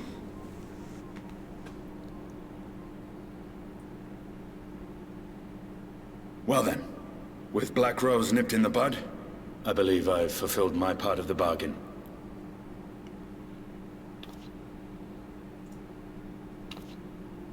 That's true, but with the Archon still slumbering away, we were hoping you might agree to stay with us for a little bit longer.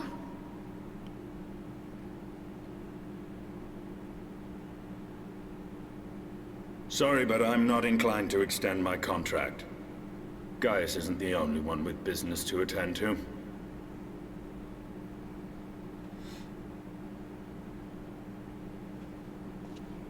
Thank you for your help then, Estinian. I see why Alphino admires you so.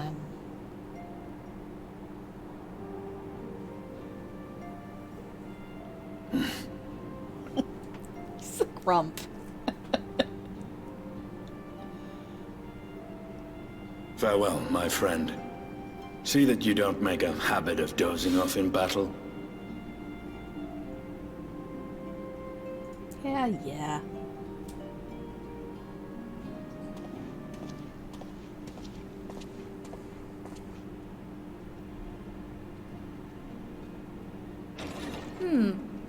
I suppose we should all be getting on then. As ever, we will see to the Archon's needs. In the meantime, why not get some rest? You've more than earned it. Go on. Really? Am I really gonna rest this time?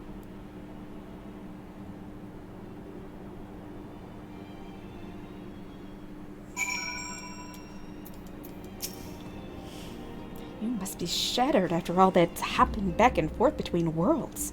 Why not stay here and rest for a while? I'm sure Beck Lug can manage without you. They've got enough science to help them, if you ask me.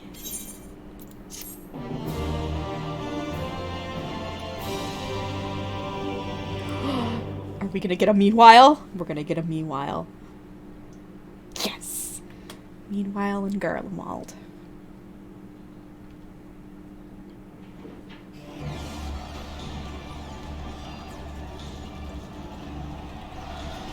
Traitors! You would dare deny Lord Nerva the throne! Ah!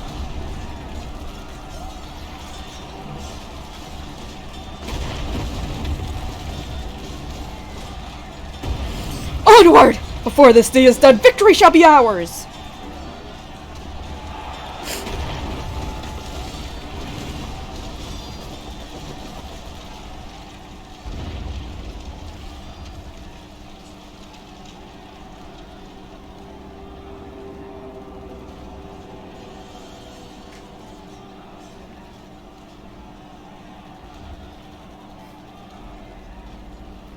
Boring, boring, boring.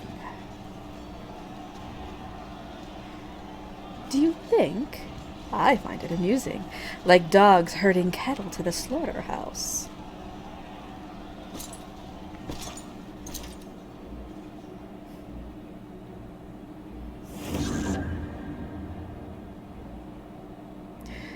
That you, your soul is.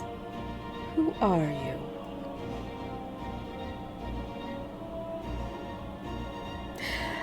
Before your majesty, I am but another dog, lost in want of a new master. A hunting dog, if you should wish it so.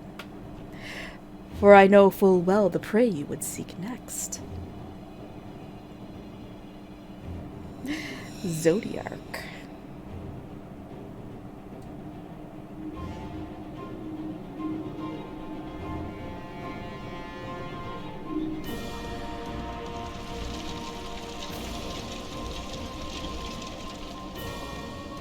What?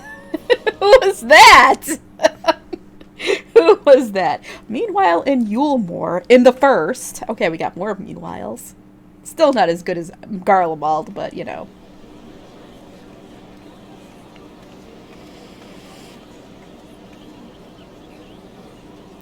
Did you hear? The mayor's reopening Daedalus Stoneworks, and they're looking for laborers. There's talk of resettling some of the old abandoned villages, too. They're even laying on free talus to help anyone willing to make the move. Free talus? Ha! We best get packing. Steady work, board and lodging? That's not a recipe for hope. I don't know what is.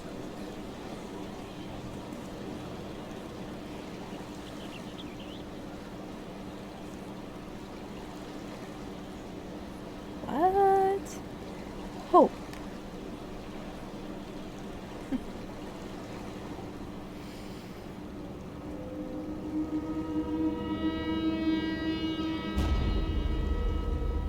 Yes, so long as I yet live, I would see that feeble flame rekindled.